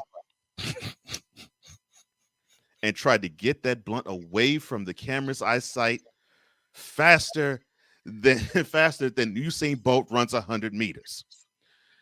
Faster than Superman changes into his costume. Yeah. So, of course, to speak about the virtues of if marijuana is legal or not, one Mr. James is disqualified just from that incident alone in doing so. Bam. Bam. So, this woman was locked up in February. You didn't speak about it, Mr. James, in February. You didn't speak about this in March, and you didn't speak about this in April. Why do I know this? I consume news on a daily basis, not because I love the news, or not just because I love the news, but because I get paid to do it. I'm sorry, what was that last part? Say it again. Oh. I know that you did not speak any of this about Brittany Griner until May, and she was locked up in February, Mr. James, because I consume news on a daily basis. And it's not only because I love consuming the news, it's because I get paid to do it. Preach. So for 3 months, your mouth was silent when it came to Brittany Griner. And then all of a sudden in May, when you had nothing to do because your butt was kicked out along with the other 14 members of the Los Angeles Lakers in making the playoffs, because you, with your wonderful 30 points, eight assists, and 6 rebounds performance, couldn't motivate your team past 33 wins, you had to come up with something. And other than basically saying, man, I hate not being in the playoffs. It sucks, and this sucks, but I promise you I will never miss playoffs again. Now back to our regular scheduled programming. You decided to wear We Are BG t-shirts. LeBron, I just have this for you. You tripping. And I have this. You're despicable. And for your error of your ways, in which you seem to be committing a lot of them lately, I have 2 more things. This and this. Stay off the weed. Continue, please. Thank you, A. Pizzle. You're correct, sir. But what I want you to understand, Mr. James, is that, sir, you have an obsessive fan base. Obsessive. OBSESSIVE. Obsessive fan base. They love everything about you. From the top of your head to the soles of your feet to every point in between. They want to have every tattoo you put on your body. Heck, they will lick the sweat off of your body dripping off of you. That's an understatement. And they take after your hackneyed takes. They take after your hackneyed thinking, and they take after your flawed demeanor. Preach. Because they assume, well, you seem to have a license to do everything possible, that they can too, even if it means you break the law in doing so. You know, like what one of your supporters said in the Mercury head coach, Vanessa Nygaard. You know, when she invoked your name into this and you decided to speak on this finally, she said, quote, if it was LeBron, he'd be home, right? It's a statement about the value of women. It's a statement about the value of a black person. It's a statement about the value of a gay person. All of those things. We know it. And so that's what hurts a little more. Close quote. And so you probably ran with that too, Mr. James. Hold it. I must pose a question. Mm-hmm. Is it really about all of that, Miss Nygaard? Hell no. To the no, no, no. Hell to the no. Hell to the no. To the no, no, no. Listen. I deem that appropriate.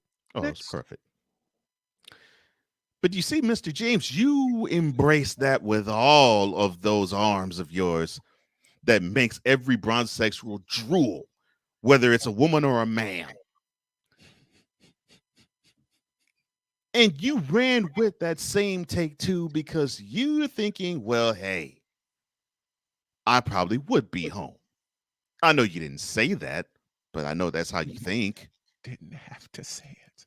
This is too easy.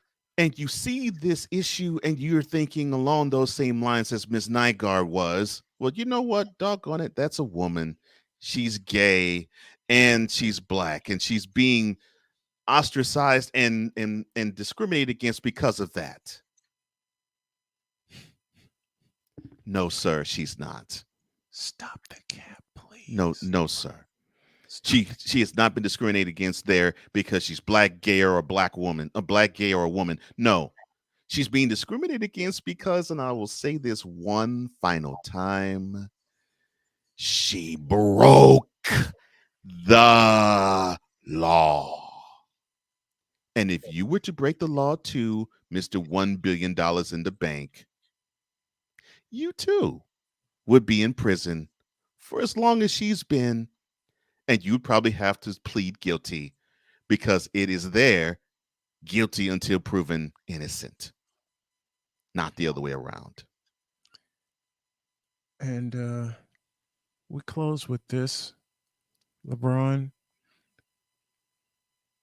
Think of how you speak sometimes. Please. We think of how you speak sometimes and how you open your mouth and insert the foot, just like Miss Nygaard did several times over, just like Brittany Griner did with her actions several times over.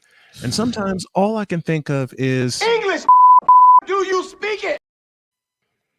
Or can you comprehend it? And sometimes we all think with this situation, I'm getting too old for this. Ain't that the truth? Now I will wait. What was that last word? What was that last word? Oh, it was TRUTH, the truth. Oh, you mean You can't handle the truth. Spot on. Just like LeBron, just like the bronzexuals, and unfortunately, just like Vanessa Nygaard, and probably even just like Brittany Griner sitting in a cell in Russia. They all can't handle the truth, which is Miss Griner broke the law. So to all you bronzexuals, do this. You know your damn role and shut your damn mouth.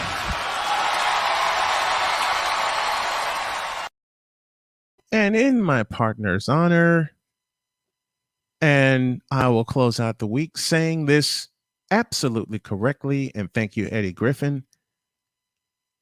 Get out our face, you thirsty bitches. In a world where logic and sense flies completely out the window, while purple and yellow glasses are donned, rises a figure who encourages ridiculous, undying loyalty. Do you change Brittany Griner's life? Good Lord, I'm about to throw up.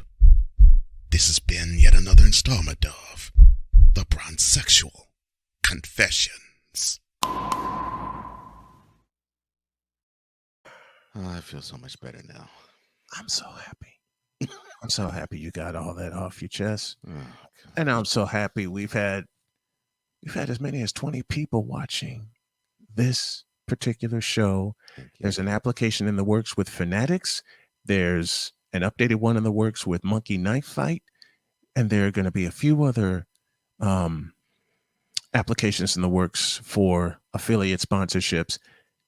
And we're going to work the out of them.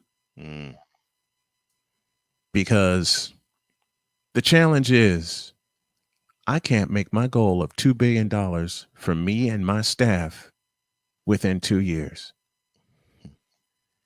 Let me say that again as we wrap it up here this week. I've been told to be real. I've been told, no, the word is I've been told to be realistic. And in being told that I need to be realistic, the people who have said that to me have become prisoner of the moment. I don't like being realistic. I like dreaming big. I like dreaming huge, let alone big. I've said aloud to my wife that by Christmas, I'm going to walk you into a car/truck dealership. And my next 2 words to her will be, pick one. And she didn't look at me and said, what? She didn't look at me and said, are you serious? She looked at me and smiled and said, okay. Matter of fact, my wife has said to me, you better chase your dream or I'm kicking your ass. And I said, yes, ma'am. And to all of you, and believe me, Cole and I still have some haters that come after us, especially since Cole and I have teamed up to do this incredibly wonderful internationally syndicated show. To all of you haters that try to stop us,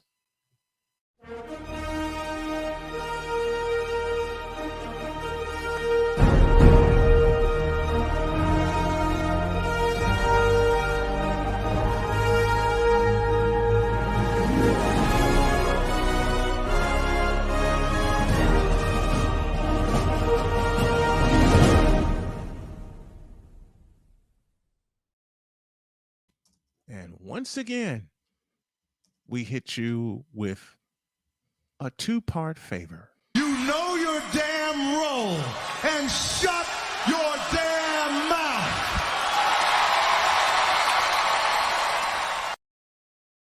Because the more you talk, the bigger we get. And the more times we get to say, thank you very much. So, Cole, be ready to celebrate next week because I'm turning 50 next Thursday, but we're going to celebrate the entire damn week with a lot of fun, some great guests. Hell, if I can pull it off, my wife will even make an appearance. But that's going to depend on her work schedule, and I already know that. But we're going to have fun next week because instead of celebrating being a kid, I'm celebrating being a kid at heart. A kid at heart who, with a lot of prayers from people, a lot of well wishes from people, my surgery team, my care team, and I will say this, and I said it at the top of the program, we kicked pancreatic cancer's ass. Bye-bye. I didn't do it. I'll say my sentence again. And I'm so happy to say it.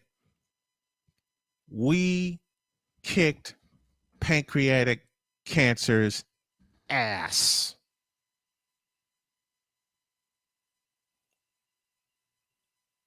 Now it's just me getting my strength back, my stamina back, and if today doesn't prove it, old Snowman's back, y'all.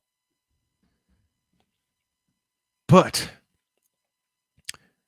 I cannot and will not ever do this alone.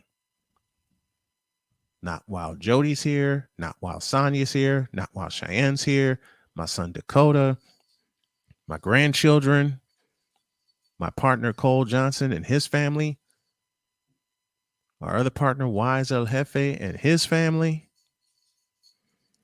and everybody who either knows me or knows of me via social media, dropping their prayers and their well wishes and telling me, keep kicking it in the ass. You beat cancer by how you live and the way in which you live. A thank you to the late, great Stuart Scott for those words. And each day I'm in front of this microphone, we kick cancer's ass. Not just me. We kick cancer's ass. And it's a team I am most proud of. I'm proud of the folks at Black Lion Security Firm, Mr. Charles Faulkner. Got a couple of affiliate marketing sponsorships in the works. And we're going to use every single weapon. And thank you to the playmaker, Darnell Solins, who's been through his own kind of hell. Yeah. He's been through his own kind of hell and came out on the other side. He will be my insider. Let me change my sentence, and I'm sorry about that. He will be our insider into the world champion Los Angeles Rams all season long.